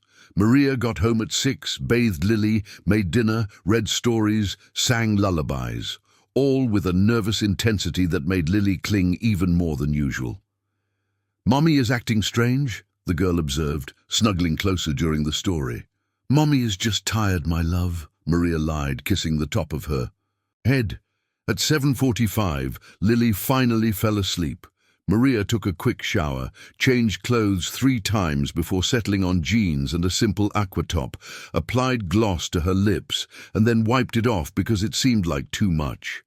When the doorbell rang promptly at 8, she almost jumped out of her skin. Michael was at the door, holding a small bouquet of yellow daisies, her favorite flowers, which she had mentioned once months ago, and he had remembered. "Hi," he said, looking as nervous as she felt. "Hi," she replied, taking the flowers. "Come in." They sat on the couch, not as close as they used to be, but not at opposite ends, like during their first discussion. "So," Michael began when the silence grew too heavy, "have you thought about it?" "I haven't stopped thinking," Maria admitted. "Michael, I need to ask you something, and I need you to be completely honest with me." "Always," he promised. "Are you asking me to marry you because you love me, or because you found out about Ryan and want to protect us from him?" Michael didn't answer immediately. Instead, he stood up and walked to the window, looking out at the street below. "Remember when I told you about buying this apartment for my mum?" he finally said. "Yes. What I didn't tell you is that in the 3 years since she passed, I've kept this place exactly as it was, empty, untouched, like a sanctuary for a life that never happened." He turned to face her. "I couldn't sell it or rent it out. Psychologically, it felt like giving up on her all over again." "Michael, but then I saw you that day in the rain," he continued, his voice growing more intense, "and something about the way you held Lily, how you refused to completely crumble even when you were clearly at your breaking point. You reminded me of my mom, yes, but not in the way you think." He returned to the couch, kneeling in front of her. "You reminded me that this apartment was bought to give a home to someone who deserved it. My mom never got to live here, but maybe its purpose was always you two. Maybe everything, Ryan being my cousin, me being in that building on that specific day, you being under that awning at that exact moment, maybe it was all the universe trying to fix the mistakes of the past. Do you really believe that?" Maria whispered. "I believe that I love you," Michael said with absolute conviction. "I believe that Lily is the most amazing child I've ever met. I believe that you two complete me in ways I didn't even know I was incomplete. Finding out about Ryan was a shock, yes. It made me want to protect you even more, yes. But it didn't change what I already felt. I was going to ask you to marry me. Anyway, Maria, maybe not on that exact day, but soon, because spending the rest of my life without you two is not an option I can consider." Maria felt tears streaming down her face. "What if I mess everything up? What if I don't know how to be a wife to someone like you?" "Then we learn together," Ryan held her hands. "Maria, I don't want a perfect wife. I want you. With your insecurities and fears and incredible strength, I want to wake up next to you every day. I want to see Lily grow up as our daughter. I want to build a real family based on love and choice, not on biology or obligation." "Lily loves you," Maria said, now sobbing. "She asks about you every day. She wants you to be our forever." "And I want that too," Ryan said, "more than anything. So, Maria Johnson, will you marry me?" Maria looked at the man kneeling in front of her, the man who showed up in the rain and changed everything, who treated her daughter with genuine paternal love, who respected her, supported her, waited when she needed space, who made her feel safe and loved and alive. And finally, she allowed the fear of this place to turn into hope. "Yes," she said, laughing through her tears, "yes, I accept your proposal." The smile that lit up Ryan's face was absolute. He pulled her into his arms, kissing her deeply, and Maria felt years of pain and distrust begin to dissolve. When they separated, Ryan took a small box from his pocket. "I've been carrying this for weeks," he admitted, opening the box to reveal a simple but beautiful ring, a small blue sapphire surrounded by tiny, sparkling stones. "It's not a diamond. I know diamonds are traditional, but I saw this and thought of you. Sapphire represents wisdom, strength, and loyalty. Everything you are." "It's perfect," Maria whispered as he slid the ring onto her finger. "You are perfect." "Far from it," Ryan laughed, "but I will spend the rest of my life trying to deserve you." They stayed like that for a long time, just holding each other, letting reality sink in. "When are we going to tell Lily?" Maria finally asked. "Tomorrow?" Ryan suggested. "If you want." "Tomorrow," Maria agreed. But the next day brought a surprise neither of them anticipated. Maria woke up to her smartphone ringing insistently at 7 in the morning. An unknown number. Normally she would ignore it, but something made her answer. "Hello?" "Maria?"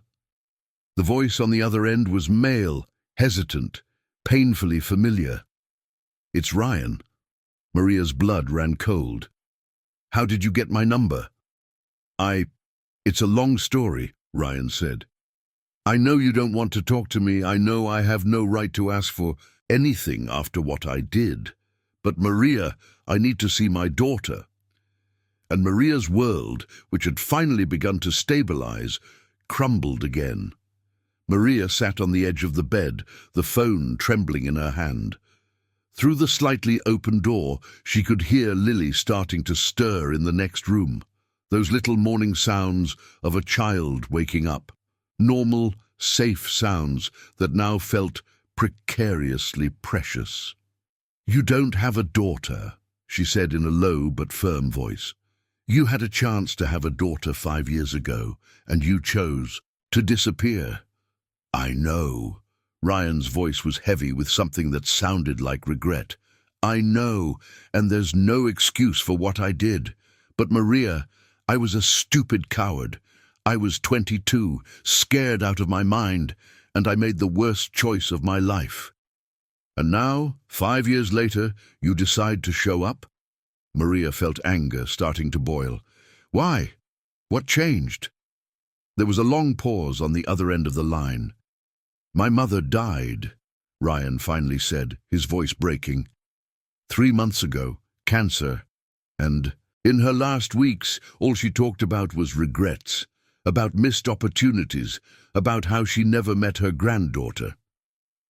"That's not my problem," Maria said, but there was a tremor in her voice.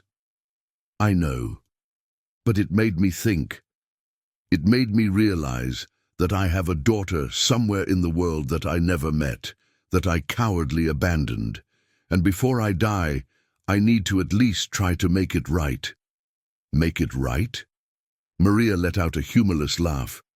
"You want to make it right? Then sign away your parental rights and disappear from our lives again." "Maria, please." "No," she interrupted him. "You don't have the right to ask for anything. Not from me, not from Lily. You made your choice. Now live with it." "I have legal rights," Ryan said, and there was a note of desperation now. "I'm on her birth certificate.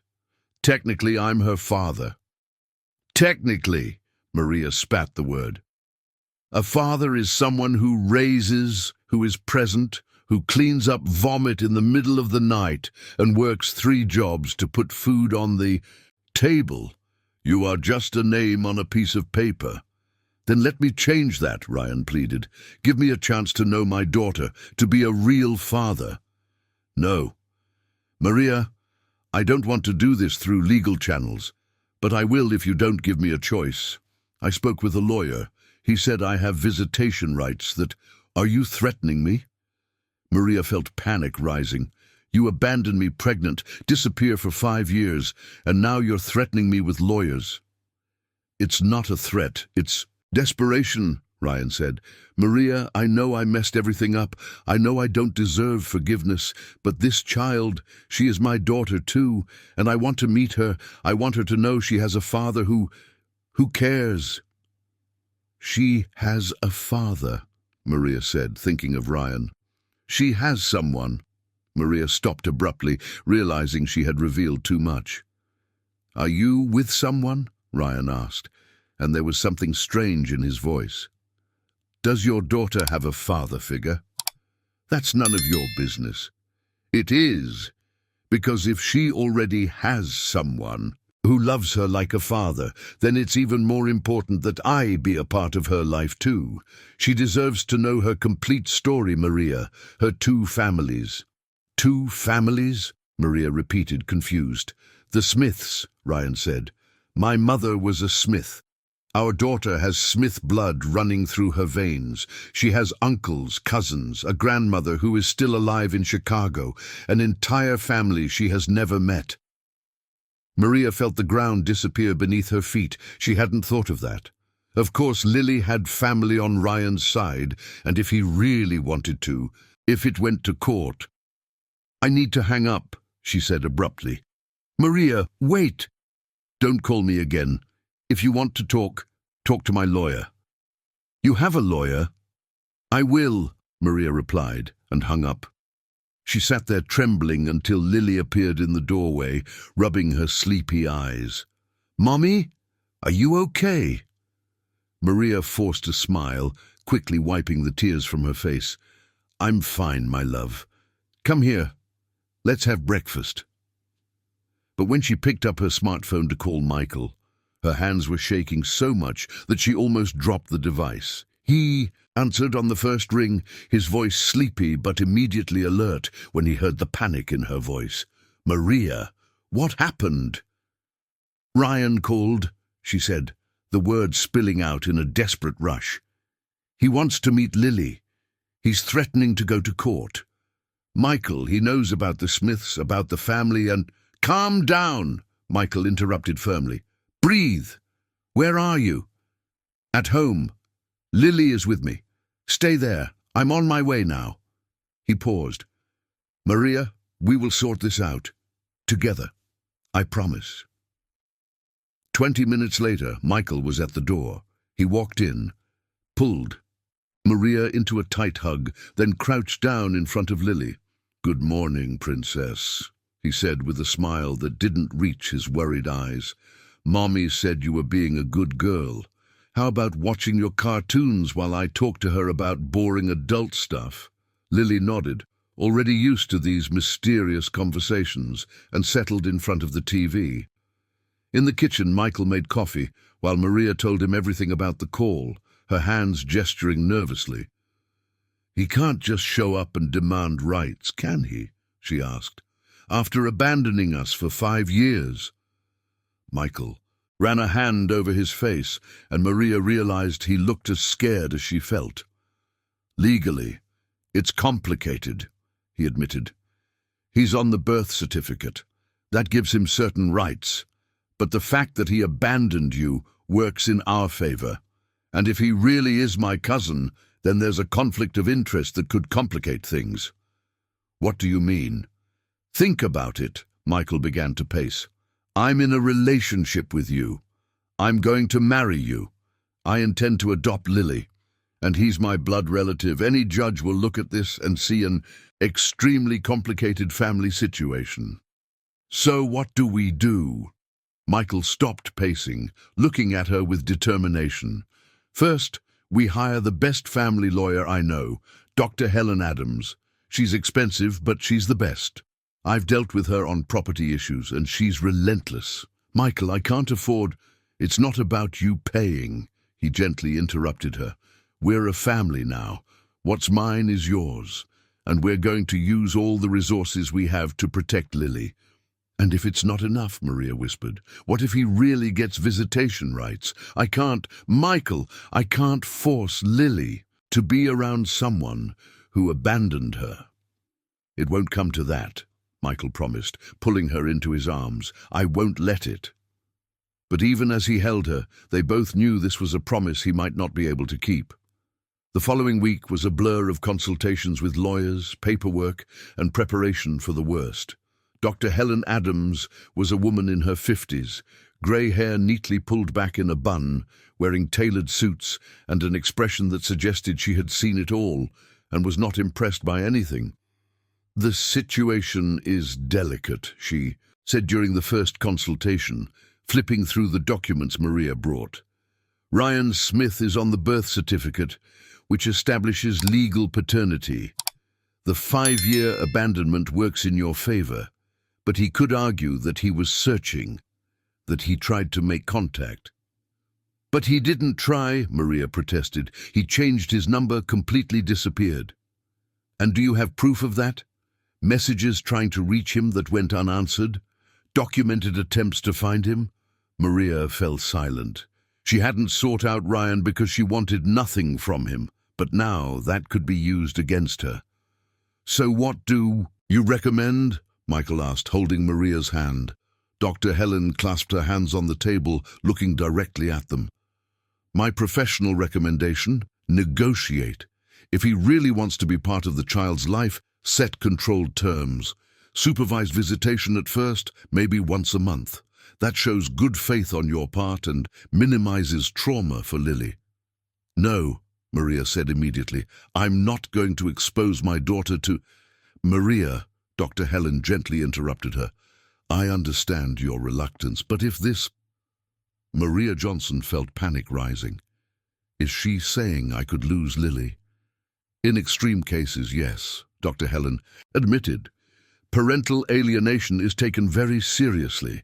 If a judge decides that you are unjustly preventing contact between father and daughter—" Maria felt the room spin. Michael held her firmly. "That's not going to happen," he said with conviction. "We won't let it." "There is another option," Dr. Helen continued. "Michael, you mentioned wanting to adopt Lily. If you two marry and you start the adoption process, and if Ryan consents to waive his parental rights in exchange for not having to pay back child support, that would resolve everything." "He'll never agree to that," Maria said. "He said he wants to meet her." "People say a lot of things," Dr. Helen replied pragmatically, "but when faced with real financial responsibility, 5 years of back child support could easily amount to $100,000. They sometimes change their minds." "So we offer not to pursue the child support in exchange for him signing away his parental rights," Michael clarified. "Exactly. I can prepare the paperwork. It's a negotiation. He can accept or refuse." Maria and Michael exchanged glances. "Let's try," Michael decided. "Prepare the documents." 3 days later, Dr. Helen had arranged a meeting. A neutral location, her office, with all the attorneys present. Maria was so nervous she could barely breathe as they waited in the conference room. When Ryan entered, she felt as if she had been punched in the stomach. He looked different. Older, obviously. 5 years had passed. But also more worn. Thinning hair, deep circles under his eyes, shoulders hunched as if he carried an invisible weight. He wore jeans and a wrinkled dress shirt, completely out of place in the polished corporate environment. His eyes met Maria's, and she saw genuine remorse there, but she also saw determination. Then he looked at Michael, and his face paled. Michael Smith." Michael nodded, his expression carefully neutral. "Ryan, you're with her?" Ryan looked between the two, processing. "With Maria?" "We're engaged," Michael said calmly, taking Maria's hand across the table. "We're getting married next month." Ryan sat down heavily, looking shocked. "My God, of all people!" He laughed humorlessly. "The universe has a cruel sense of humor."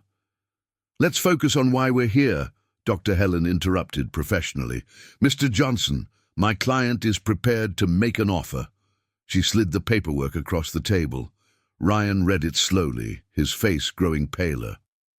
$100,000 in back child support, he murmured.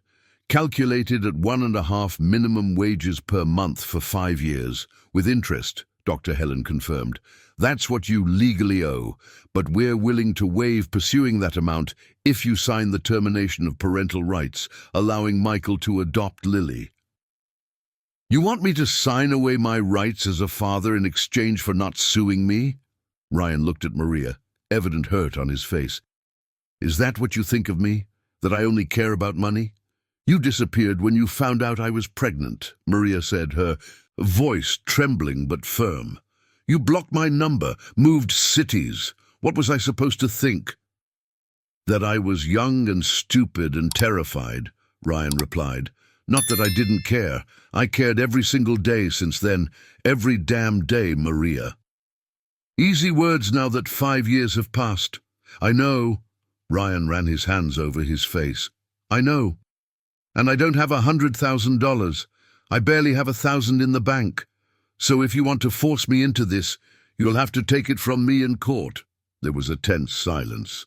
But I'm not signing that. Ryan pushed the paperwork back. I'm not giving up my daughter. Not again. She's not your daughter, Maria said, tears starting to fall. You lost that right. Then let a judge decide that, Ryan stood up, because I'm not giving up without a fight. He left the room, leaving a heavy silence behind. Maria broke down in tears and Michael pulled her into his arms as Dr. Helen watched with a somber expression. So we're going to court, the attorney finally said, and now things are going to get much more complicated. The following months were the hardest Maria had faced since that day in the rain. The legal proceedings dragged on with torturous slowness, delayed hearings, endless paperwork, psychological evaluations that made Maria feel exposed and judged. Lily, fortunately, remained oblivious to most of the drama, protected by Maria and Michael, who did everything to keep her routine normal and safe. The wedding was postponed. Dr. Helen advised that marrying in the middle of the process could seem like an attempt to manipulate the situation, to present an artificial perfect family to impress the judge. So the sapphire ring remained on Maria's finger as a postponed promise, a future on hold. Michael was a rock throughout the process. He attended every hearing, held Maria's hand during each difficult testimony, paid the attorney's astronomical bills without blinking. But Maria saw the weight he carried, the tension in his shoulders, the nights he lay awake staring at the ceiling. The situation became even more complicated when Beth, Michael's sister, unexpectedly showed up at one of the hearings. Maria saw her in the courthouse hallway, and Maria felt her stomach sink. Beth looked impeccable as always, wearing a tailored grey suit, her hair elegantly tied back. But her expression when she looked at Maria was different, no longer the cold hostility from before, but something more complex. Guilt, perhaps, or regret. "Can I talk to you?" Beth asked as Maria exited the courtroom. "In private?" Ryan, who was standing next to Maria, tensed up. "Beth, now is not the time." "Please," Beth interrupted him, and there was a genuine vulnerability in her voice. "Just 5 minutes." Maria looked at Ryan, then nodded. "Okay." They went to a small empty waiting room. Beth stood, clearly uncomfortable, while Maria sat and waited. "I came to apologize," Beth finally said. "Really, this time. Not just for the words, but for the actions." "Okay," Maria said cautiously. "When I found out about you and Ryan, all I could see was Vanessa again," Beth continued, her words pouring out in a rush. "Another woman who appeared out of nowhere, who was in a vulnerable position, who my brother was trying to save. I thought I was protecting him from making the same mistake." "I'm not Vanessa," Maria said firmly. "I know that now." Beth sat down, finally looking directly at Maria. "I've seen how you fight for Lily, how hard you work, how you refuse financial help from Ryan even when it would be easier to accept, how you love him in a way that Vanessa never did. And I was unfair, cruelly unfair." Maria said nothing, just waited. "Ryan is our distant cousin," Beth continued. I haven't seen him in years, but our mother kept in touch with his family. When he called asking about family lawyers, she casually mentioned it to me. I didn't know at the time it was about you and Lily. When I finally connected the dots, you felt you made everything worse, Maria finished. Yes, Beth admitted, tears shining in her eyes. If I hadn't been so horrible to you, if I hadn't tried to push you away from Ryan, maybe you wouldn't have had that crisis that led Ryan to find out about you through the family network. It's all my fault. How did Ryan find out? Maria asked, something that had been bothering her for months. Beth wiped her eyes. My mother mentioned to his aunt that Ryan was engaged. The aunt told Ryan. He got curious, investigated, found out it was you. The rest you know. Maria felt a familiar anger, but also fatigue. So much pain caused by coincidences, by family connections neither of them had asked for. Why are you telling me this? She asked. Because I want to help, Beth said. I talked to Ryan. I tried to make him understand that he is hurting a child he doesn't know, that Lily has a stable life now, and he is threatening that. But he is so caught up in the idea of redemption that he can't see the bigger picture. So he won't give up. No, Beth confirmed, but I can testify on your behalf. I can speak about the Smith family, about how Ryan would be an amazing father to Lily, about how you have built a stable life. I can try to make up for some of the damage I caused. Maria studied the woman in front of her. There was still hurt, there was still resentment, but there was also something resembling understanding. Beth had acted out of fear, out of a distorted instinct to protect. It didn't justify her actions, but it explained them. Okay, Maria finally said. Talk to Dr. Helen. Tell her you are willing to testify. The relief on Beth's face was palpable. Thank you. Thank you. The final hearing took place on a chilly October morning, almost a year after that rainy day that changed everything. The courtroom was packed. Maria and Ryan on one side with Dr. Helen, Ryan on the other with his public attorney, and between them all the painful complexity of their intertwined lives. The judge was a middle-aged man with a stern expression and tired eyes that suggested he had seen too many family tragedies. Ryan testified first, speaking about his regret, about how his mother's death made him reevaluate his priorities, about his genuine desire to know his daughter. I know I made terrible mistakes, he said, his voice choked. I know I abandoned Maria when she needed me the most, but this child is my daughter, and I just want the chance to be a father to her, to be part of her life. Then it was Maria's turn. She spoke about the 5 years raising Lily alone, about sleepless nights, about working 3 jobs while breastfeeding, about all the times Lily asked about her father and Maria had to make up excuses to protect the girl's heart.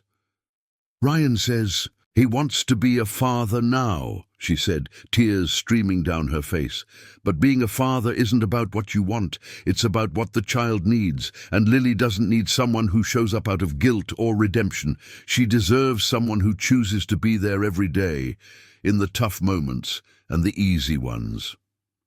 Ryan testified next, talking about his relationship with Lily, about how she called him Uncle Ryan, but recently had asked if he could be her real dad, about family dinners, story nights, band-aids on scraped knees, and celebrations of small victories.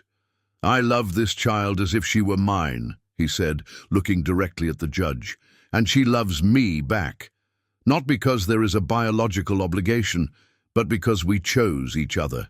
Every day we choose to be family. Then, surprisingly, Beth was called to testify. She spoke about the Smith family, about the values that her mother, distant aunt of Ryan, had instilled in them, about responsibility, commitment, presence. Ryan and Michael are technically cousins, she said, but they didn't grow up together. They don't have a relationship. What they have in common is blood, just that. But Michael and Lily, they have love, they have history, they have a real connection. And as Michael's aunt, as a member of the Smith family, I fully support the adoption of Lily by him. When everyone finished testifying, the judge called for a recess to deliberate. Maria, Michael, and Dr. Helen waited in a cold hallway, drinking bad machine coffee, trying not to think about what was at stake. "How do you think it went?" Maria asked for the 10th time. "Honestly, impossible to know," Dr. Helen replied, also for the 10th time. "The judge has great discretion in these cases. He can order supervised visitation. He can deny it completely. He can set up a gradual schedule. We simply don't know." 2 hours later, they were called back. The judge looked at everyone for a long moment before speaking. "This is an exceptionally difficult case," he began. "We have a biological father who openly admits to having abandoned his responsibility but claims genuine remorse. We have a mother who raised her daughter alone with limited resources but unlimited love. And we have a third party who, although without biological relation, has clearly developed a genuine paternal bond with the child."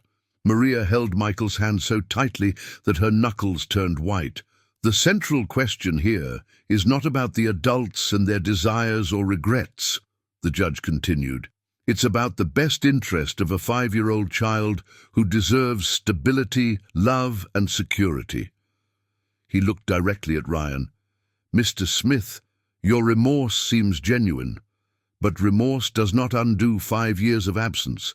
It does not erase the nights this child slept not knowing who her father was.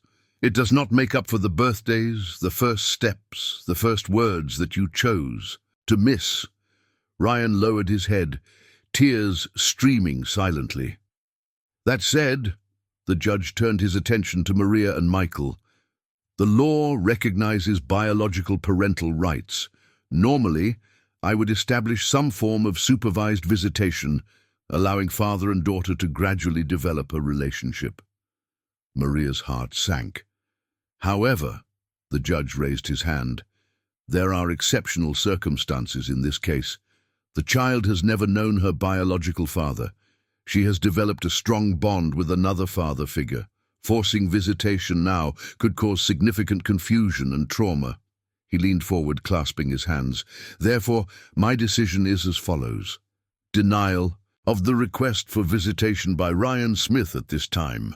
However, the door is not permanently closed. Mr. Smith, if you genuinely wish to be part of your daughter's life, you have work to do. Therapy to process your own issues. Financial stability to demonstrate your ability to contribute to her well-being. And time to prove that this is not an emotional whim, but a real commitment." He paused, looking directly at Ryan. "You may revisit this request in 2 years. In the meantime, I authorize the adoption of Lily Smith by Michael Smith, provided the child consents, which by psychological evaluation she clearly does. Mrs. Smith retains full custody, and Mr. Michael Smith will be legally recognized as her adoptive father." The gavel struck, and for a moment there was absolute silence in the room. Then Maria broke down in tears, and Michael pulled her into a tight embrace. Dr. Helen smiled, taking notes.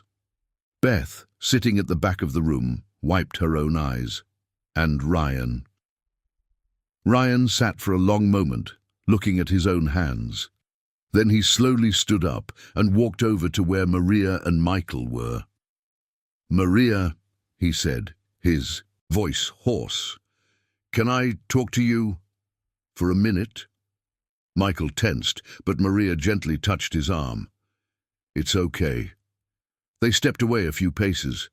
Ryan looked at her, and there was a deep defeat in his eyes, but also something resembling peace.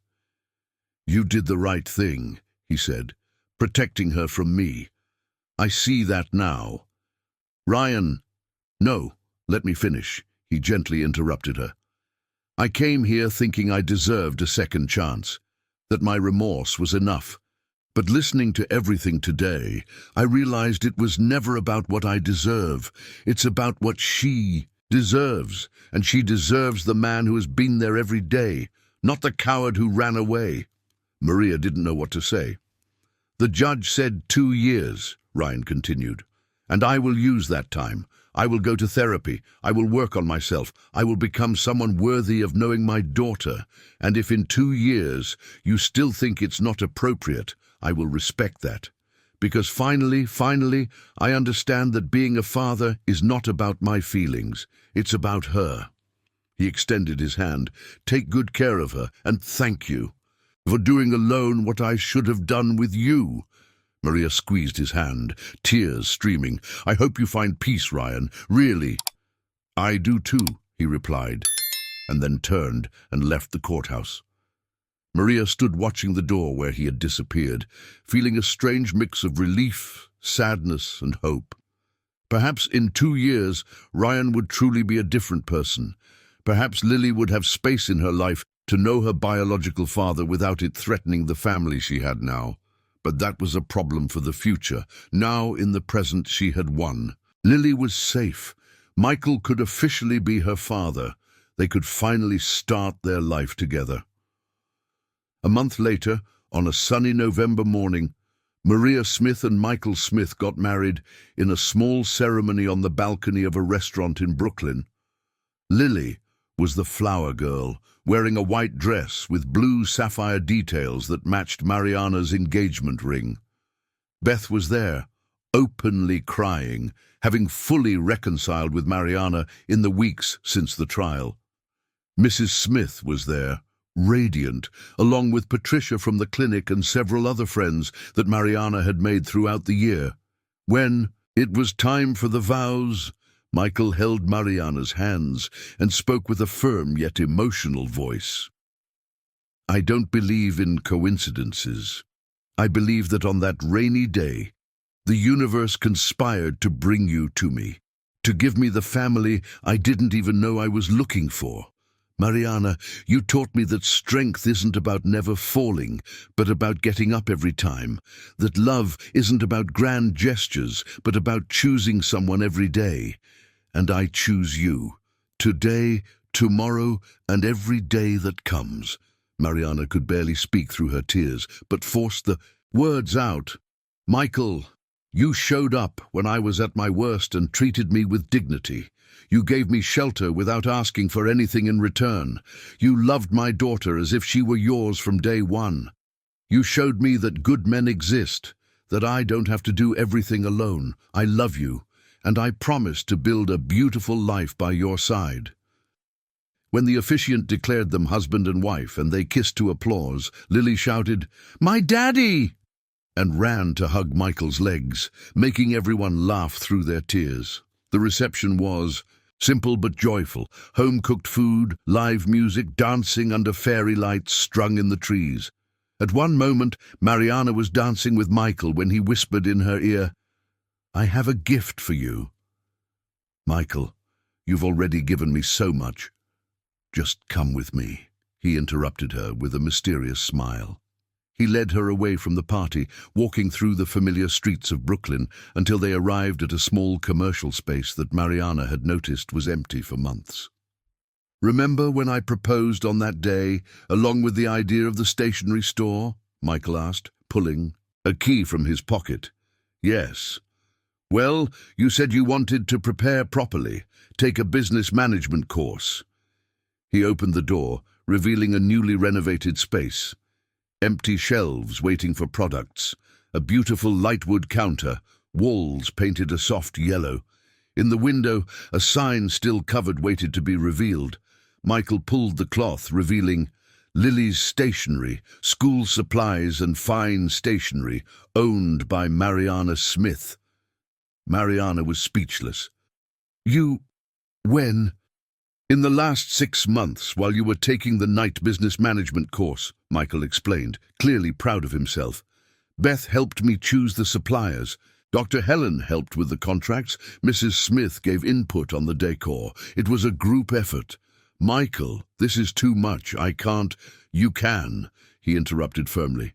We are partners, 50-50. I provide the initial capital, you handle the management and the work. You pay back with the profits, in your own time.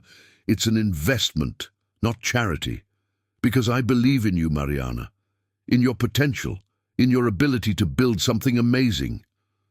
Mariana looked around the space, imagining the possibilities. Her own store, her own business. Something built with her own hands, her own choices. "Thank you," she whispered, hugging him tightly. "Thank you for believing in me when I barely believed in myself." "Always," Michael promised. "I will always believe in you." They stood there for a moment, embraced in the empty store that represented so much promise, so much future. Then they returned to the party, where Lily was waiting for them eagerly. "Mommy, Daddy, you missed the cake," she complained, but she was smiling. Daddy.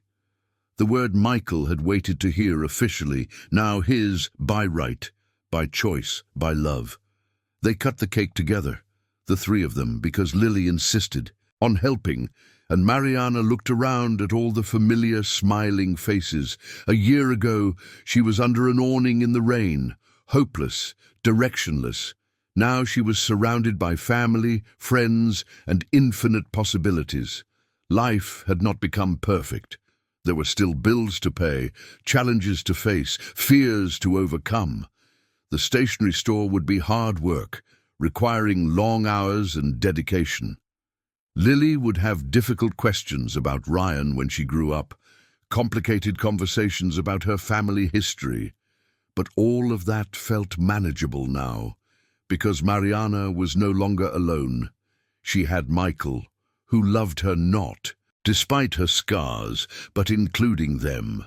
She had Lily, who was growing up strong, loved, and secure. She had a family she chose, built not from blood or obligation, but from deliberate love and daily commitment. And she had herself, not the broken woman under the awning, but someone who had survived, fought, and won. Someone who learned that accepting help is not weakness, that love does not mean losing identity, that vulnerability can be strength. That night, when they finally returned to the apartment, now officially their home, not just a temporary residence, Mariana put Lily to bed and then lay down, next to Michael in the bed they now shared as husband and wife. "Happy?" he asked, pulling her close. "More than I thought possible," she replied honestly.